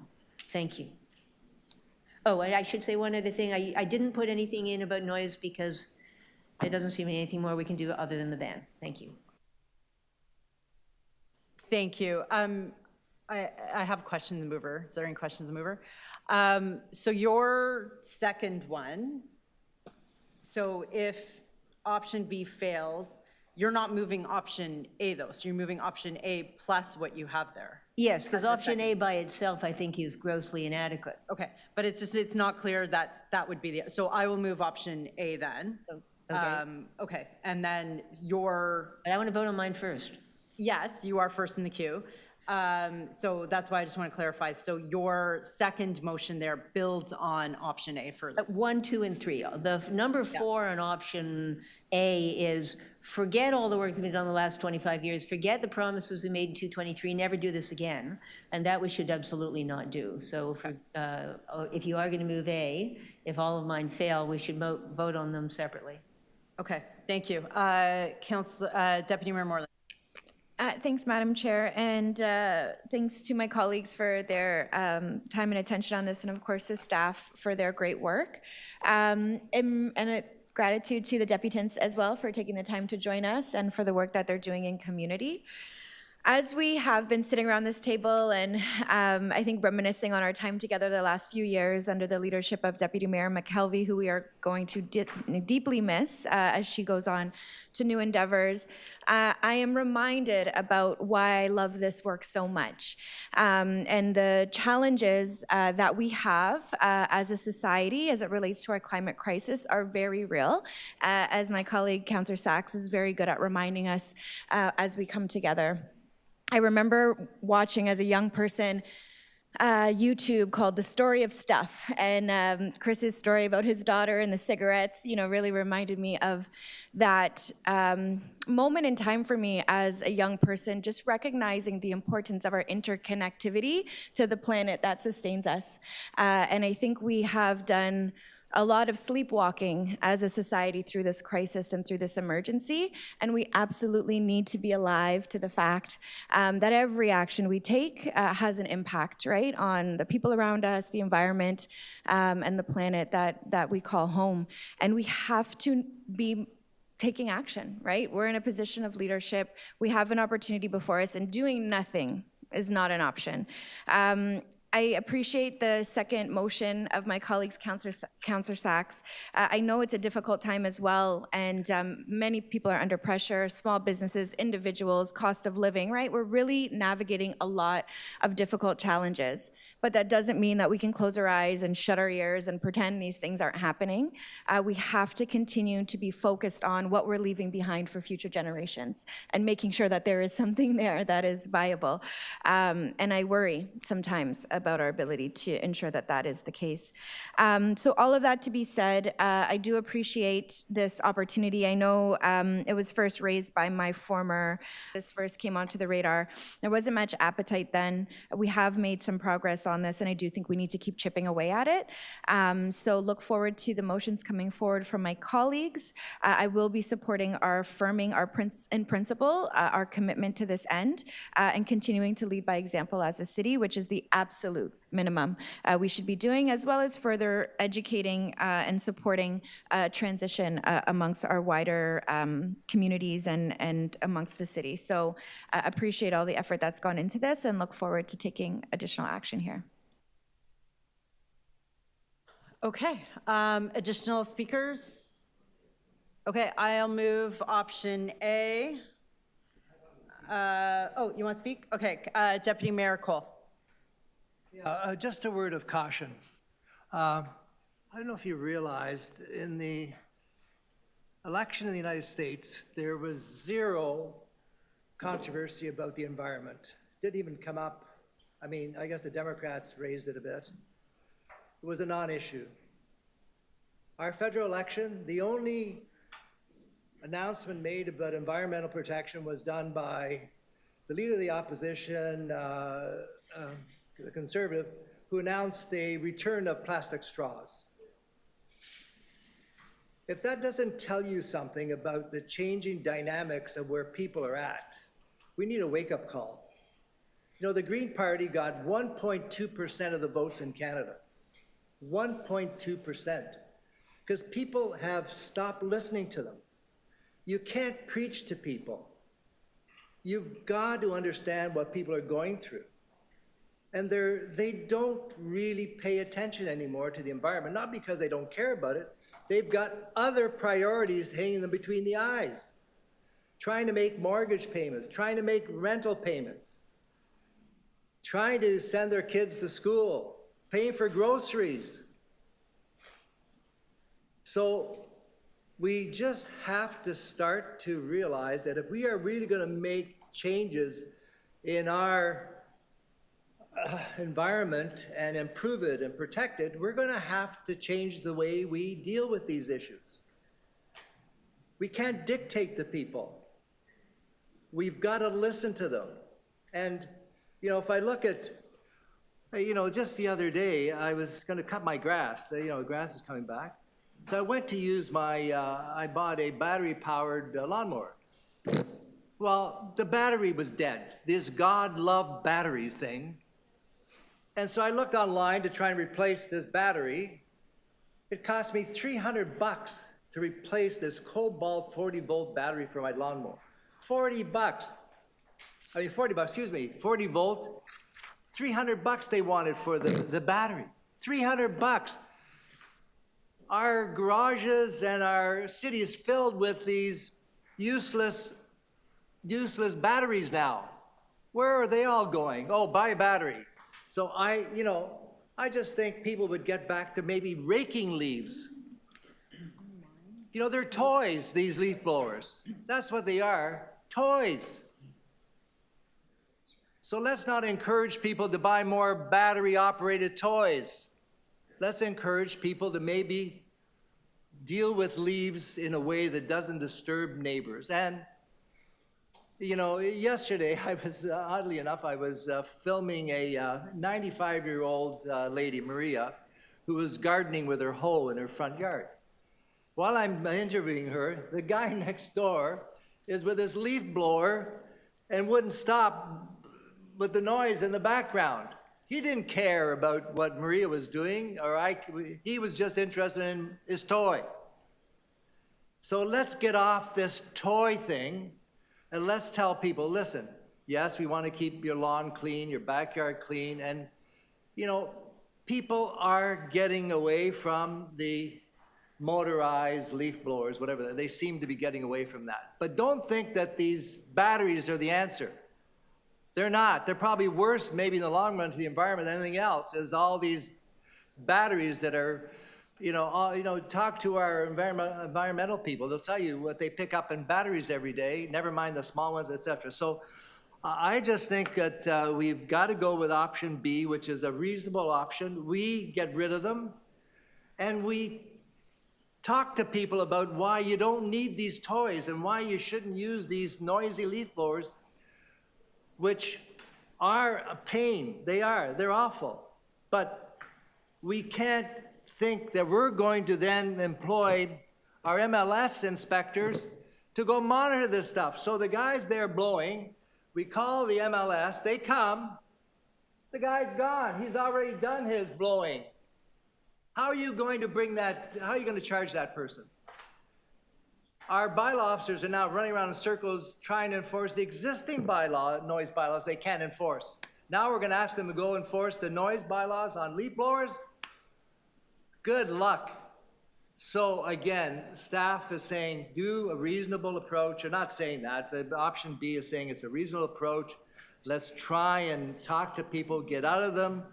And please do not push those battery-operated leaf blowers. Then you're just adding more long-term pollution than ever before. So that's my speech. Okay, thank you. Additional speakers? Okay, I will move option A with one addition. You meant option A. We know you meant option A. Adding that there is a report back in 2027 on the progress, jurisdictional scans, and updating on that. And that will give us the opportunity to see how it's going in other jurisdictions and potentially proceed with the 2030 date at that time as well. I just want to thank city staff for all their work on this. There's a few files that I will always remember as the most complicated, difficult files here at the City of Toronto, and they almost always include MLS. So, the two-stroke engines, the backyard hens, dogs off leash, cats off leash. This is one of those files that has, gone on for years, and but there's some solid recommendations on how we can lead by example here. with option A. And so I think we're smart to do that, but also continue to monitor what's happening, monitor technology. And when we did put in our net zero strategy and we moved the climate emergency, one of the amendments I brought forward was to say that we wanted an adaptive phased managed approach to it. So we're always looking at the state of things. We're always looking, are we on course? And so this gives us an opportunity with the 2027 report back to do that. So I support wholeheartedly Councillor Sachs's motion 3 on if A is the way to go about asking our contractors to also do that, an extension to the city, but not the others, as I think it starts to blur the lines on where we are or what we're doing. So I will ask for recorded votes on those. You know, technology is rapidly evolving. But Deputy Mayor Cole really said, well, what I say often in council is that there's no free lunch. There is always an environmental degradation to consumption, whether it be batteries, gas, et cetera. But leading by example here is definitely a really good first step. And thank you to all the people that got it here. Okay, so we'll proceed to vote. So Point of order. yep. I just mentioned, I did go out and buy a push mower for $140, and I cut my lawn with my push mower. Got rid of the damn batteries, okay?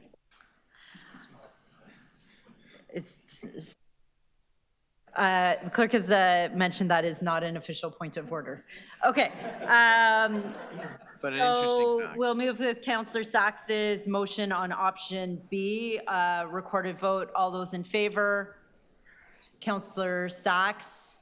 All those opposed? Councillor Pasternak, Deputy Mayor Morley, Councillor Chernos-Lynn, Deputy Mayor Cole, Councillor Perruzza, and myself. So we'll now move on to my motion, option A, because yours is if A comes on the next, because we have to move A, right? No, mine says the first 3A and additional. Okay, then I don't need 1 and 2. I don't need mine because I moved A. I moved 1, 2, and 3 plus additional.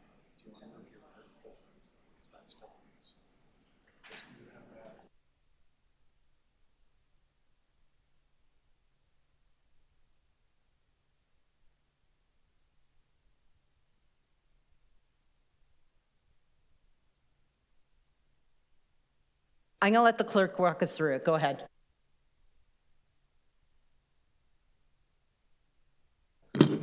Okay, we will vote on Councillor McKelvey, sorry, on Councillor Sachs's motion, Which parts? all of it. Okay, so I wanted recorded vote. Then it's a recorded vote ad nauseum. Yes. Okay, on each part. So I want recorded on just the A as it stands, and then the additions. So can we do that first?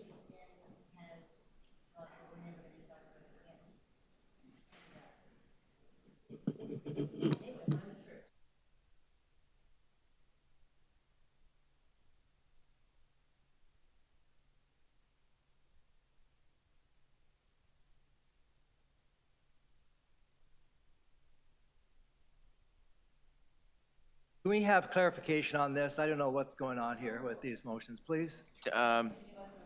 Point of order, does that declare your motion redundant?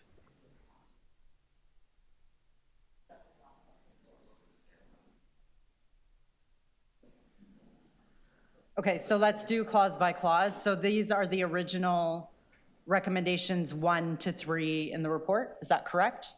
A1, A1, A2. No, because 2 is different now. If 2 is fine. 2 has been changed. 1, 2, and 3 are fine.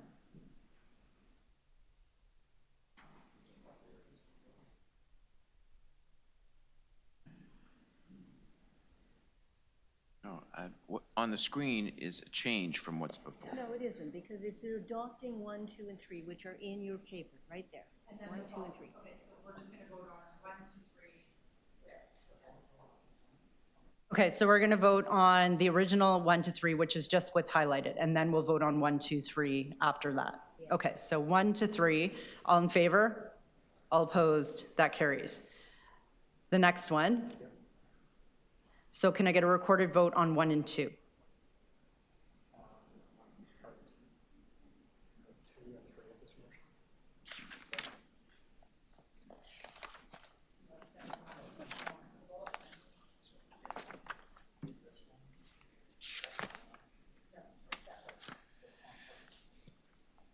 Okay, so then we'll vote on 2, and then, 1 and 2, and then on 3. So recorded vote 1 and 2, all those in favor?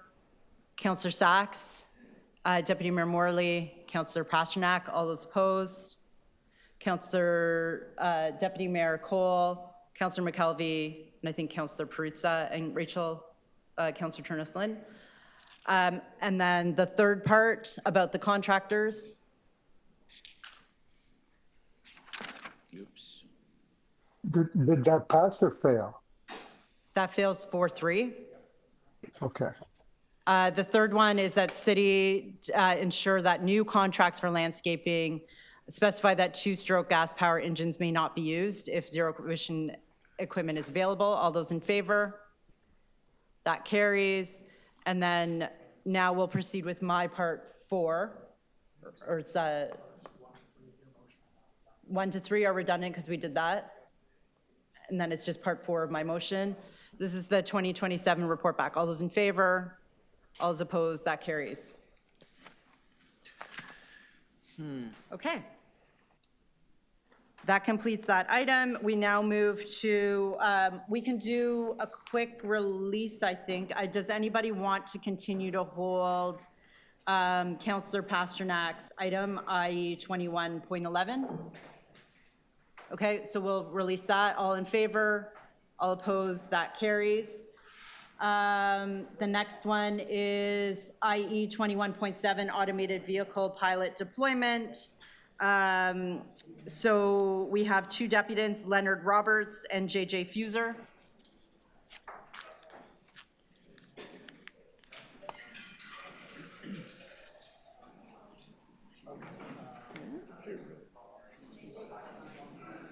Yeah, you could have just moved it. Yes. And then add yours in addition to it, but you have to mix and match, and always, because she tries to be a freaking lawyer on everything.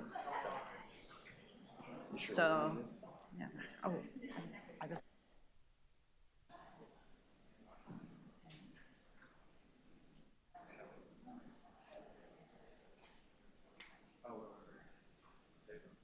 Okay. Automated. Okay. Leonard Roberts, you're up. Oh, Leonard Roberts first. Okay, Leonard Roberts. There you go. Okay, when we have quiet in the room and you're ready, you have 5 minutes.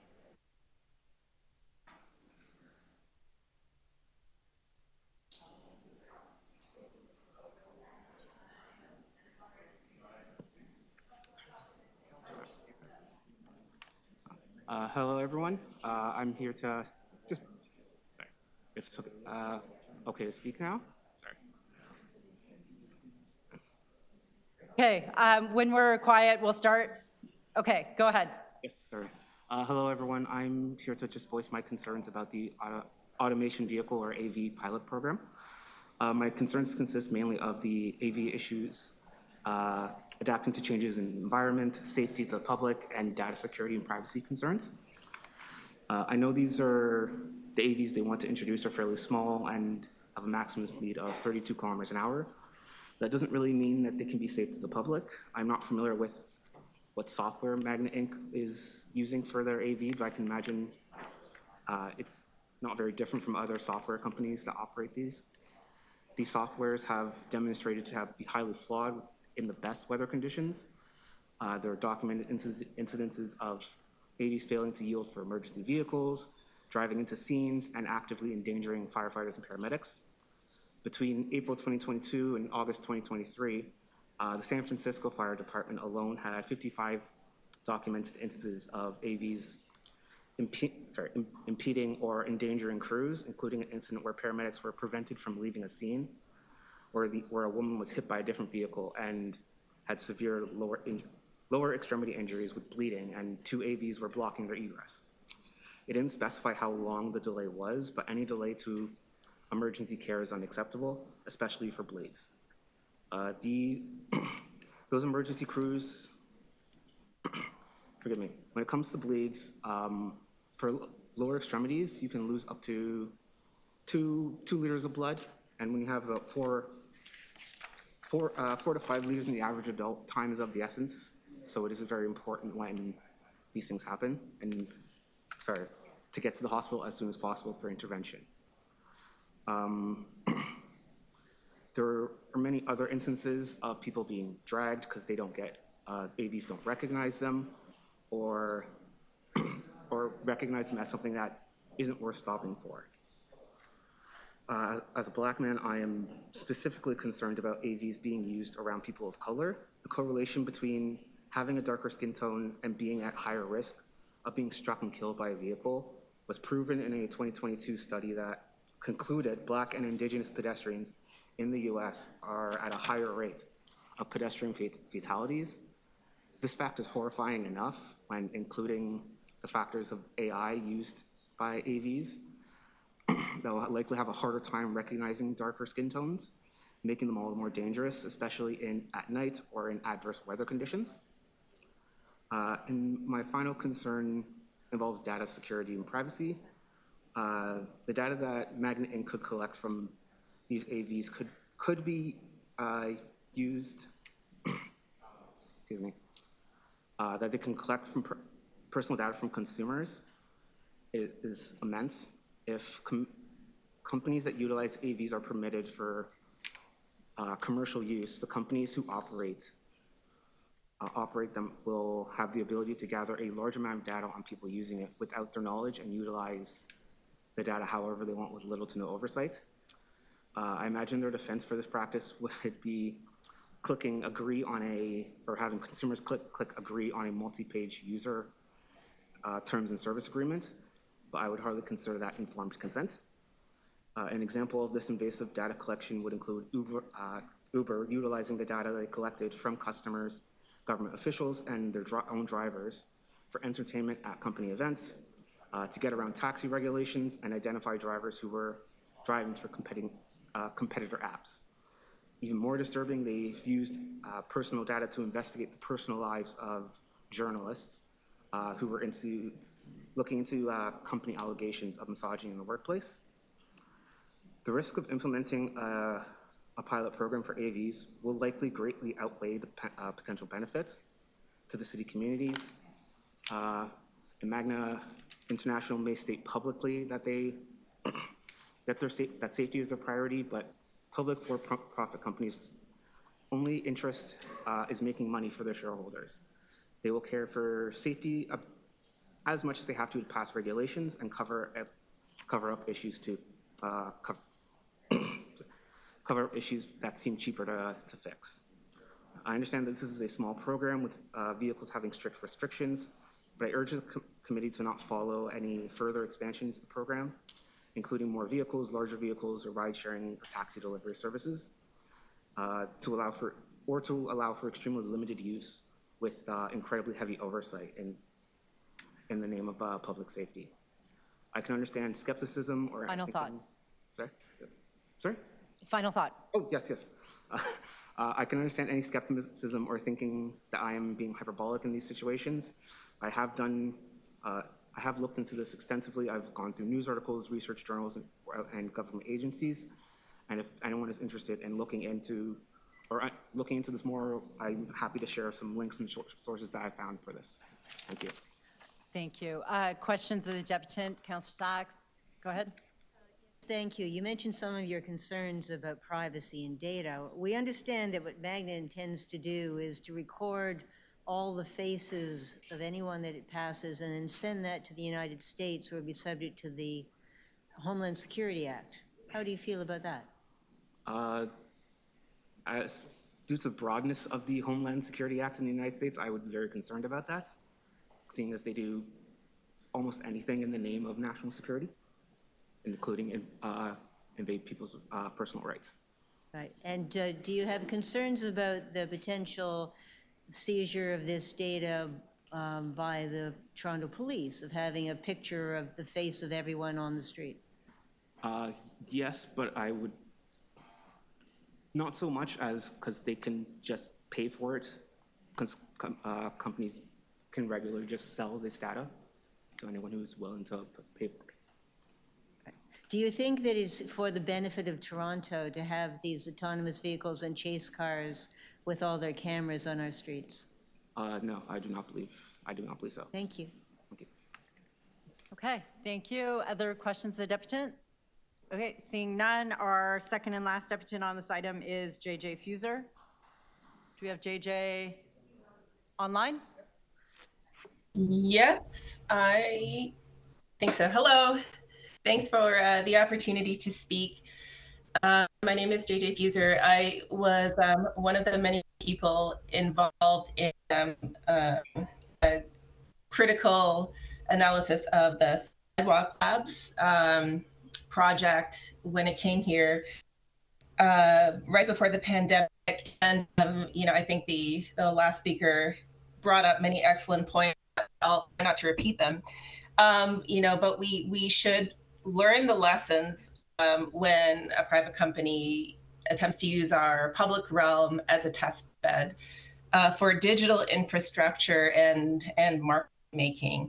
When we went through this exercise in 2019, 2020, Waterfront Toronto had assembled a panel of digital experts to help us figure out, what we need to, concerns we should have, and how we should evaluate digital infrastructure proposals. And they came up with this concept of digital minimalism, which gets to the question of, is the technology we see before us something that truly adds value? It allows us to do something we can't already do, or make something we can already do more sustainable in the public interest, or to distinguish that from technologies that are redundant, basically repeating things we can already do without additional risks around data collection, surveillance, and privatization, which were raised by the previous speaker. This is not a technology that reduces or emissions compared to an alternative, because it basically replaces a person in a cargo bike. It is meant to solve a labor problem. It replaces, in fact, the delivery driver, but it's not labor saving. In the city report, we learned that there are two chasers, a remote operator. As Councillor Sachs noted, facial recognition data is being collected. People wandering around the public realm are being scanned. Reams and reams of data are being computed in some data center somewhere, all of which comes at a cost of increased carbon emissions. We can already get that coffee, we can already get that package delivered without any of these risks and questions. And so my question to the council are around both the pilot and the next steps. We do have a system for evaluating, a framework for evaluating digital infrastructure, and that includes concepts of digital minimalism. How is that being invoked to evaluate both this pilot and the next steps? And did the city opt into this pilot? And does the city retain the power to regulate or ban these technologies going forward once the pilot is complete? It would be great to understand some of these things. That's all. I'm Thank passed. you. Questions of the deputant? Councillor Sachs. Yes, JJ, thank you. Your comment about digital minimalism and all the conversations from Keith's side are really important. How do you think the people of Toronto would be affected? It would be positive or negative to have the face of everyone on the street scanned and sent to the United States, would be subject to the Homeland Security Act? Not only is that in and of itself terrifying, we don't need it. We don't, this is a problem. This is a solution in search of a problem, right? That makes it all the more frustrating that this is essentially, being done not to cure a disease or, reduce our or anything like that. There's no advantage. Right. In a nutshell, do you think that the city, the province is forcing this on us? Do you think we should be doing anything that we can to resist, or should we just roll over and watch? I think this is something that should not be happening on City of Toronto streets. If it's unfortunate that it's another example of provincial overreach. What we can definitely, I would like to find out. This is a small pilot project, but these concerns are relevant for what the city ultimately decides to do, and I would love to understand better what powers the city has over passing permanent regulations over technologies like this in our public realm. Okay, thank you. Yeah, no, I don't think we should roll over. Okay, thank you. Additional questions of the deputant? Okay, seeing none, questions of staff. Councillor Chernos-Lynn, Deputy Mayor Morley, Councillor Sachs. Thank you. So my first question is, how are we letting residents in the pilot area know that this deployment is coming? I do know that we will have QR codes on the vehicles themselves, but is there any proactive communication on the part of the province or Magna themselves regarding this plan?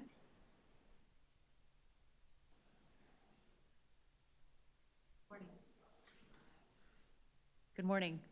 I'm Jennifer Neese. I'm the Manager of Strategic Policy and Transportation Services.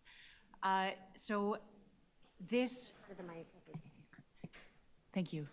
This report today is part of the process to make sure that the public is informed about this, and that's an initiative that city staff have taken. Information is being provided to councillors to be able to distribute to their residents through the communication networks that they have. And Magna has indicated that they will, once they are ready to begin deployment, they will also be undertaking public education or information activities, including media releases in conjunction with their retail partners. Okay, so this pilot is being run by the province, and the city really seems to only be looped in the process in a consultative capacity. But have we conducted any analysis on cost to the city as a result of this project? So for example, the financial impact section in the report says no impact, but there are going to have to be some communications. There's the work involved in what's happening, like the report developed for today, operational issues and staffing costs associated with the management of this program on the city's end. Have we assessed any of that? Typically, the financial impact statements in reports do not address the cost of staff time. There will be some modest level of staff investment in engaging with Magna and working with the data to learn as much as we can from this pilot, since the province intends for it to proceed. Okay, and how long before deployment is the city generally made aware of pilots being coordinated by the Ministry of Transportation? And just as a follow-up to that, are there any others in the works that the city is currently being consulted on? So, since the provincial pilot was created in 2016, there have only been 14 automated vehicle pilots take place across the province. The only previous one in the City of Toronto was our own initiative, the West Rouge Automated Shuttle Trial. And so the city and its partners were fully engaged in the application process for a permit for that vehicle to operate. This otherwise is the first time that such a proposal has come to the city where a private operator wishes to deploy on our streets. So there's no sort of usually in terms of how far in advance. In this case, provincial staff did approach us late last fall to indicate that the application would be forthcoming, and early in the new year we were given information, further detailed information from Magna. So like a couple of months? Yes. Like this past fall? Okay. And are there any others, just that final part of the question was, are there any others that we're aware of that are coming? Through the chair, not to our knowledge. Okay, thank you. Okay, additional questions. I think we said Deputy Mayor Morley and then Councillor Sachs. Go ahead.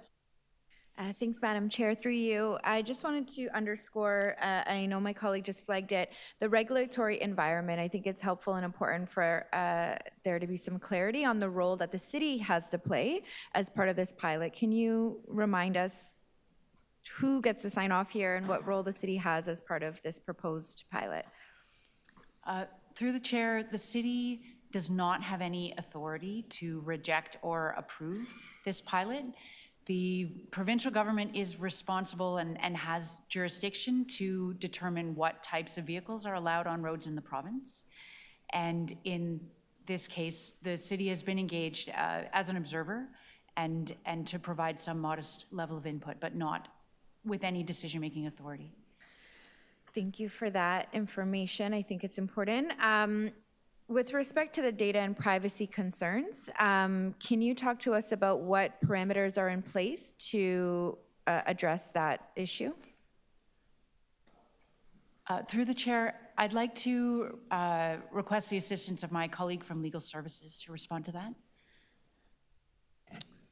Through the chair, if you could just repeat the question, please. With respect to the data and privacy concerns and facial recognition and some of these other concerns that we've had raised today, how are those being addressed through this pilot and what parameters are in place? Yes or no? You want really?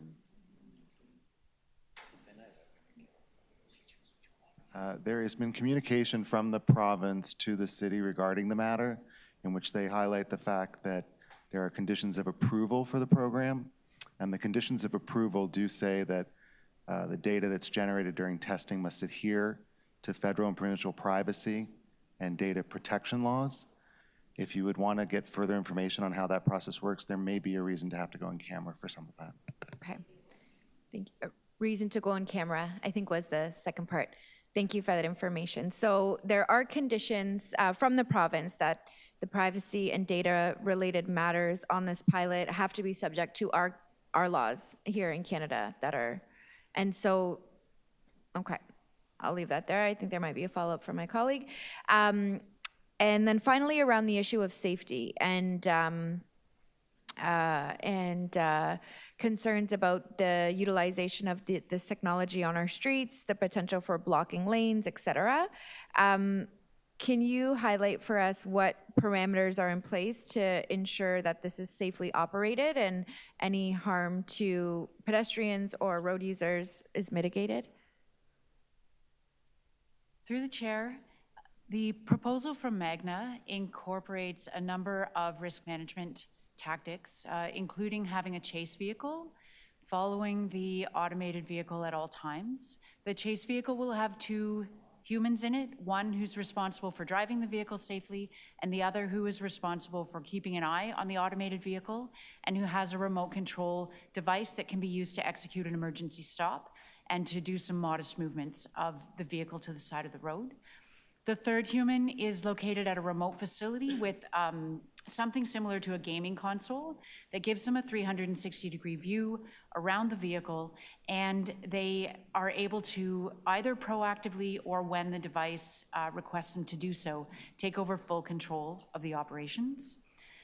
Further to that, the vehicle travels no faster than 32 kilometers an hour and will not operate on roads with a posted speed limit of 40 kilometers an hour, of over 40 kilometers an hour. The vehicle will not take any left-hand turns. All the routing will be planned to only do right-hand turns, and it's also a lightweight vehicle in comparison to many other vehicles on the road. Thank you for taking us through that. My last question is just with regards to emergency services. We heard from one of the deputants about the experience in San Francisco where a similar pilot did have a number of documented incidents of obstructing emergency services. I'm also thinking about our colleagues in parking enforcement and in the Toronto Police Services around enforcing Highway Traffic Act matters. How are we socializing or engaging with emergency services and parking enforcement, just to advise about what's coming and what to expect? Through the chair, in consultation and preparation for this report, Transportation Services engaged a broad variety of staff from across the city, including fire services, paramedic services, and the Toronto Police Service. Magna indicates that their main method of communication or of adapting to situations where they encounter law enforcement on the streets is to revert to the either remote control or assistance with the chase vehicle supervisor. So basically moving the automated device back into a human-controlled driving mode. And those individuals will be on site at all times with the automated device in order to interact person to person with law enforcement. We have a workshop upcoming where there will be further discussions between emergency services of all kinds and the Magna staff to make sure that they are fully informed and that any particularly local considerations can be built into Magna's operating procedures. Great. Thank you. Those are my questions, Madam Chair. Okay, thank you. Additional, Councillor Sachs, question. Yes, thank you. Ms. Neese, when everything you've said, when you said something will happen this or will happen that, this is based on oral information that you've received, correct? Through the chair, yes. This is based on information provided to us by Magna. Right. Now, they have a permit from the province, but it's secret. We don't have it, right? Through the chair, yesterday evening, we did receive a copy of the letter of approval from the province addressed to Transportation Services staff. All right, well, you know I've been asking for it. None of us have it, so we need some time to read it. Will you undertake to provide it so that we can have a time to read it before we consider this matter further? I'm not sure. To the Speaker, yes, we can certainly provide it to Council. What we would request is that our engagement with the province was on the basis of a sort of confidential basis. So we would ask that we're very comfortable to share it with councillors, but we would request that that would be as far as it would go. So it's going to be secret from the public. All right. Now, I see that we have no one from Magna here today, although they promised they would be here to answer questions. Do we have any written commitment letter from Magna to the city that we can provide the public as to what the rules are going to be on privacy, safety, congestion, legal compliance? Do we have anything like that? I've asked for it. Through the chair, we do not have a letter of that nature, and it is not required by the province for... I understand. The point is we don't have it. So we don't have anything we can make public from the province. We don't have anything from Magna. Now, the purpose of these automated vehicles is to eliminate the jobs of the drivers. How many people work as delivery drivers and riders in Toronto now? Through the chair, I am not able to answer that question. All right. Now, the report claims that there was previous experience of this vehicle that we should rely on. Isn't it true that that previous experience is one vehicle in Birmingham, Michigan, population 20,000, delivering pizza? Through the chair, our understanding is that Magna has been piloting up to 5 vehicles that are identical to the ones that they intend to deploy in Toronto. However, we have few details about the remainder of the experience in Birmingham, Michigan. All right. Well, I spoke to the chief engineer in Birmingham, and he said there's only been one. Now, in terms of the cameras on this thing, you say in the report they're going to be collecting facial information. So that's from everybody on the street, right? Kids in strollers? Through the chair, yes, it's correct that this vehicle will collect information in the same way that any other dash cam or Google vehicle cam or any other camera in the public realm would collect. But they're going to have 360-degree cameras, you just told us, right? So they're going to be collecting the faces of people 360 degrees around this vehicle as it travels, right? That's what Magna has told us. That's what they say, okay.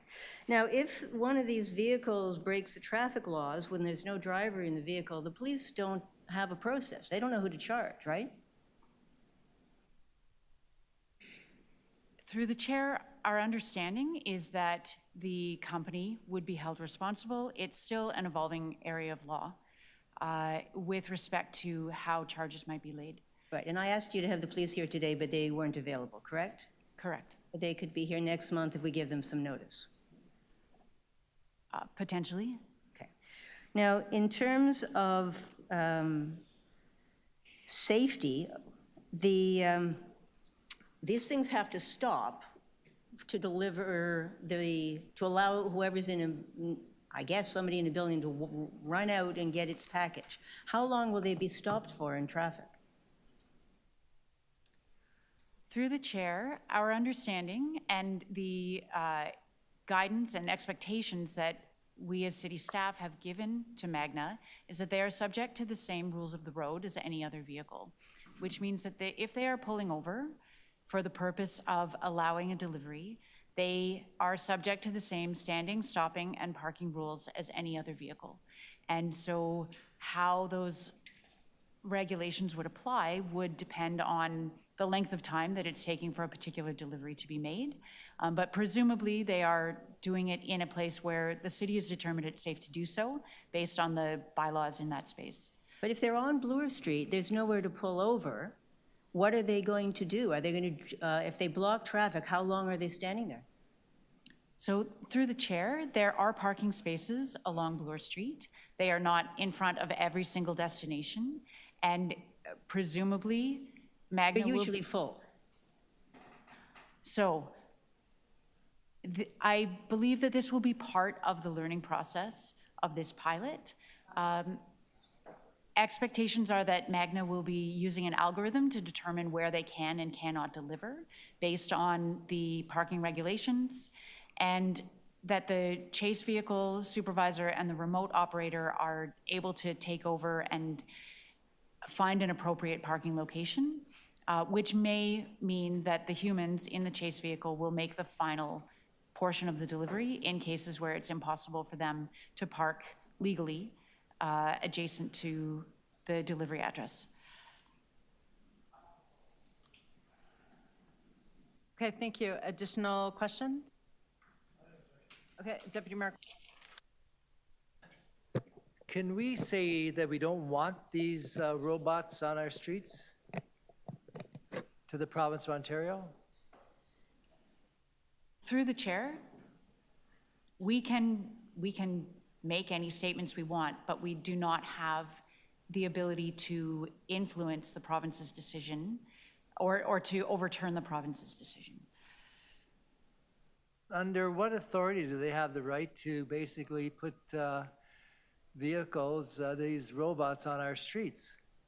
What are they saying? It's on the Highway Traffic Act? Chair, in 2016, the province passed a regulation, a pilot regulation under the Highway Traffic Act, which has a 10-year period, so it would end at the end of this year. And that pilot project regulation outlines the conditions under which automated vehicles might be deployed in anywhere in the province. Okay, so basically we can't say no and we don't have a choice here. Through the chair, that's correct. Thank you. Okay, that's it for questions. Speakers to this item, Councillor Sachs, other speakers? Councillor Pasternak? Okay, go ahead. Right. We don't have legal authority to prevent this abuse, but we can protest, we can object, we can demand better information. Magna said they want to be good corporate citizens. They're not being good corporate citizens. And what we're faced with is something that is bad for the city, bad for privacy, bad for safety, bad for congestion. And we've got lots of assurances. Oh, it's going to be fine. They're not going to block the traffic. They're going to do this and that. But we don't have anything we can rely on. We have nothing we can enforce. We haven't had time to read this secret permit that the public isn't going to be allowed to know about. Oh, yes, my motion is going to be to defer the item. Thank you. So I've been working, as some other councillors have been, trying to get information from Magna since this was sprung on us a week ago. And Magna promised to be here to answer questions. They're not here to answer questions. I asked them to give us a copy of the permit. Apparently, we're at least going to see the permit, but it's secret. So we have a situation where I was able to find out that the experience has been in Birmingham. So I took the time to track down the chief engineer of the city of Birmingham, and I spoke to her at length about this. And what she says is there has been one vehicle delivering pizza from one store, only in good weather. This is population 20,000, Birmingham, Michigan. Absolutely nothing to do with the conditions in my ward, nothing to do with the conditions in downtown Toronto.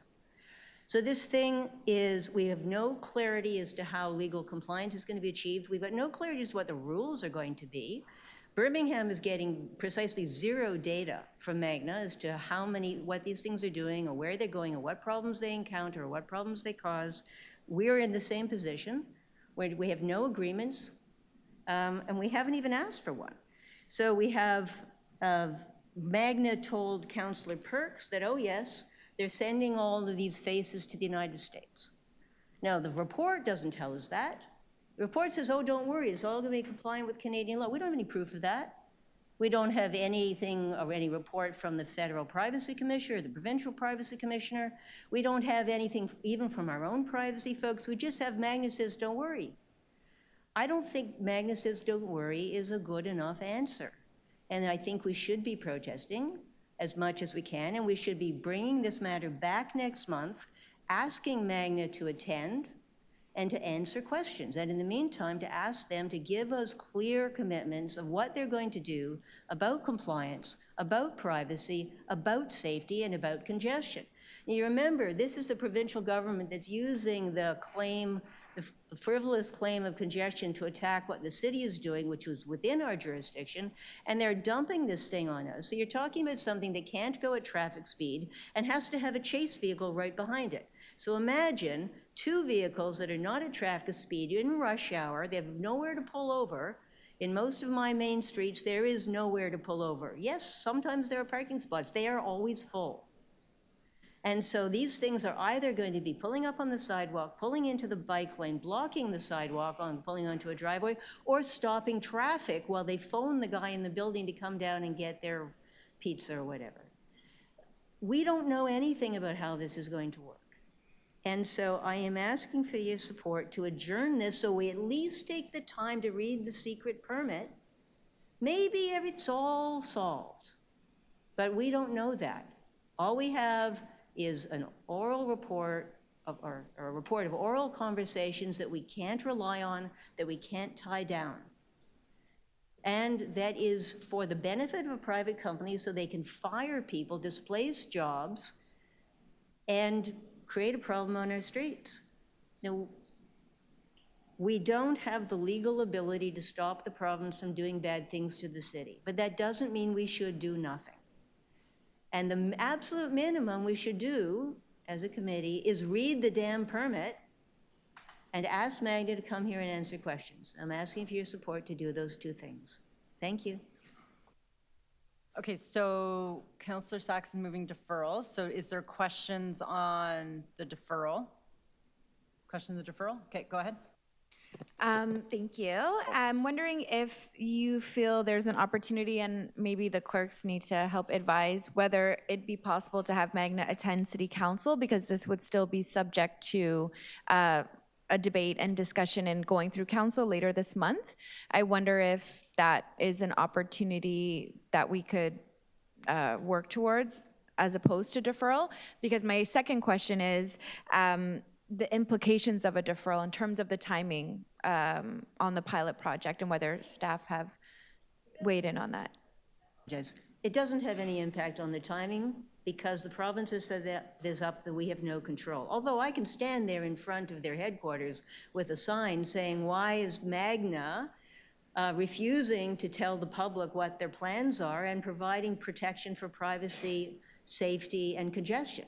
right? Maybe I have to do that if that's the only thing there is. But I think that we should be taking in it the extra month. Again, we can't force Magna to do anything, but they went on and on about how they want to be good partners with the city. They want to have good relations with the city. They want to be able to brag about this to other places. Well, they don't get that if they thumb their noses at us and refuse to give us information. So if we defer this a month, give them a formal request to attend, and in the meantime, that at least gives us time to read this permit, which I requested the moment we found out that this was happening. There's no reason for permits to be secret. There's no law that says permits can be secret. So we should be doing what we can. What we can is limited because the province is tying our hands, but that doesn't mean we should do nothing, roll over and just say, fine, give us a report in a year as to how it went, which is what the staff have recommended. We will end up needing a report. Right. But the report, we can't get much a report if we can't get any data. If we're as blinded as Birmingham has, we're not going to get a very useful report. Right. So we should be asking for time and asking for information, and none of that has happened. And you don't see an opportunity to invite them to, before council, to address some of these concerns and We questions? can't deal with deputants effectively at council. We have city officers come to council, but private companies to come and take a whole batch of time at the council meeting, I hear it's going to be a beast of a council meeting already. Isn't it And so, no, always? I don't think we should be trying to deal with this at council. Okay, I appreciate those are my questions. Thank you.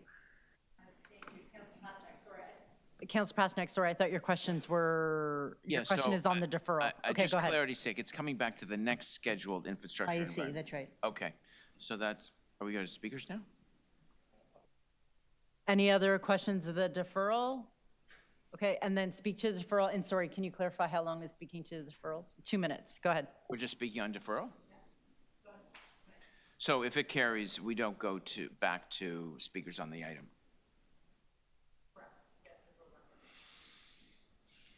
Okay, so you know what, I'm going to support deferral reluctantly, but I think we have to be very careful about some of the rhetoric that we've heard today, with all due respect to my colleague. I just wanted to thank staff, Elise Parker and her team, for this report. I think it's a fine report. I think that if Toronto wants to be part of new technologies and new ideas, it can't keep chipping away at advances, and it wants to be a city of the future. It has to embrace experimentation. Now, I can tell you, from page 3, and I quote, "The Ministry of Transportation invited the City of Toronto to review all application materials submitted and encouraged staff to discuss the application details directly with Magna. MTO requested input from the city to ensure that the municipal perspective is included as part of the internal review." So, the narrative that's been presented here is this was a top-down from the province, which I realize some of our committee members have a bit of a grudge against. But at the same time, we have to look at opportunity. And driverless cars are part of that future. So while I will support a 30-day deferral, I think the core message that we're getting here and the program that's before us is worthy of our support. Toronto has missed out on other opportunities. Sidewalk Labs was a risky venture, but I think it was worth the risk for us to be on the global stage. With that, Sidewalk Labs ended up getting fed up with the indecision and the delays, and ended up packing up and leaving. And we don't want to be the city that everybody passes by because of hostility of new technologies or new advances or new creativity. I can tell you that based on my driving experience, many of the crazies on the road today are far more dangerous than this thing will be. So while I don't mind a sober second look and a 30-day pause, I think in principle this is the direction we should go. This is an opportunity for the city, and it shouldn't stop us by being a city of the future. Thank you. Okay, thank you. Anybody else speak to the deferral? So we'll proceed with a vote. All those in favor of deferral? All those opposed? Okay, that carries. The next one then is the air conditioner pilot program for low-income seniors. We will move to extend to complete this item since it's our last item. So Councillor Pasternak, would you like to move that? All those in favor, all those opposed? We will start the last item. We have one speaker, which I've lost my sheet. Do you mind telling us the name? We have one speaker. We have Hao-Sen Chong. Thank you for joining us. You have 5 minutes. Yeah, I won't be long. I'm Hao-Sen. I'm the climate campaigner at Toronto Environmental Alliance. I just wanted to say that we're very strongly in support of to provide indoor cooling for vulnerable populations in Toronto. And the reason why is because we know Toronto is getting hotter, and many apartments in the city exceed healthy indoor temperatures, particularly for vulnerable populations, when it's hot outside. In 2021, there was a really large, massive heat dome in British Columbia that killed 600 people. Of those 600 people who died in British Columbia, 98% of them were indoors. Many of them were in their own homes. And 2/3 of the victims were over the age of 70. So Toronto needs to protect people who are vulnerable to extreme heat, and providing indoor cooling is one of the easiest ways to do that. So we're really supportive of this, and we hope that the pilot goes well and that the program can be expanded next year. So thanks. We hope that this passes through committee and then just goes through council and passes there as well. Okay, questions of the deputant? Okay, seeing none, thank you. Thank you for being my last deputant at IEC committee. Thank you. I wish I knew the number, like 1,523 or something. There's like at least 20 that are me, probably. Okay, questions of staff? Okay, somebody like to speak to the item or move the item? Speak? Move it? Okay, well, Deputy Mayor Morley had her hand up first. I was just going to say, I'm happy to move this item. I'm very excited to see it on the agenda. As Hao-Sen mentioned to us, this is a really important challenge for many Torontonians, especially those that are living in buildings and those that are seniors and older adults in the city. We learned at Board of Health as well, folks that are on medication related to mental health challenges and those pieces are additionally vulnerable to temperature and inability to regulate temperature. And so we want to make sure that Torontonians are safe, and this is a really great program to that end. So thank you to staff for the great work. Happy to move it.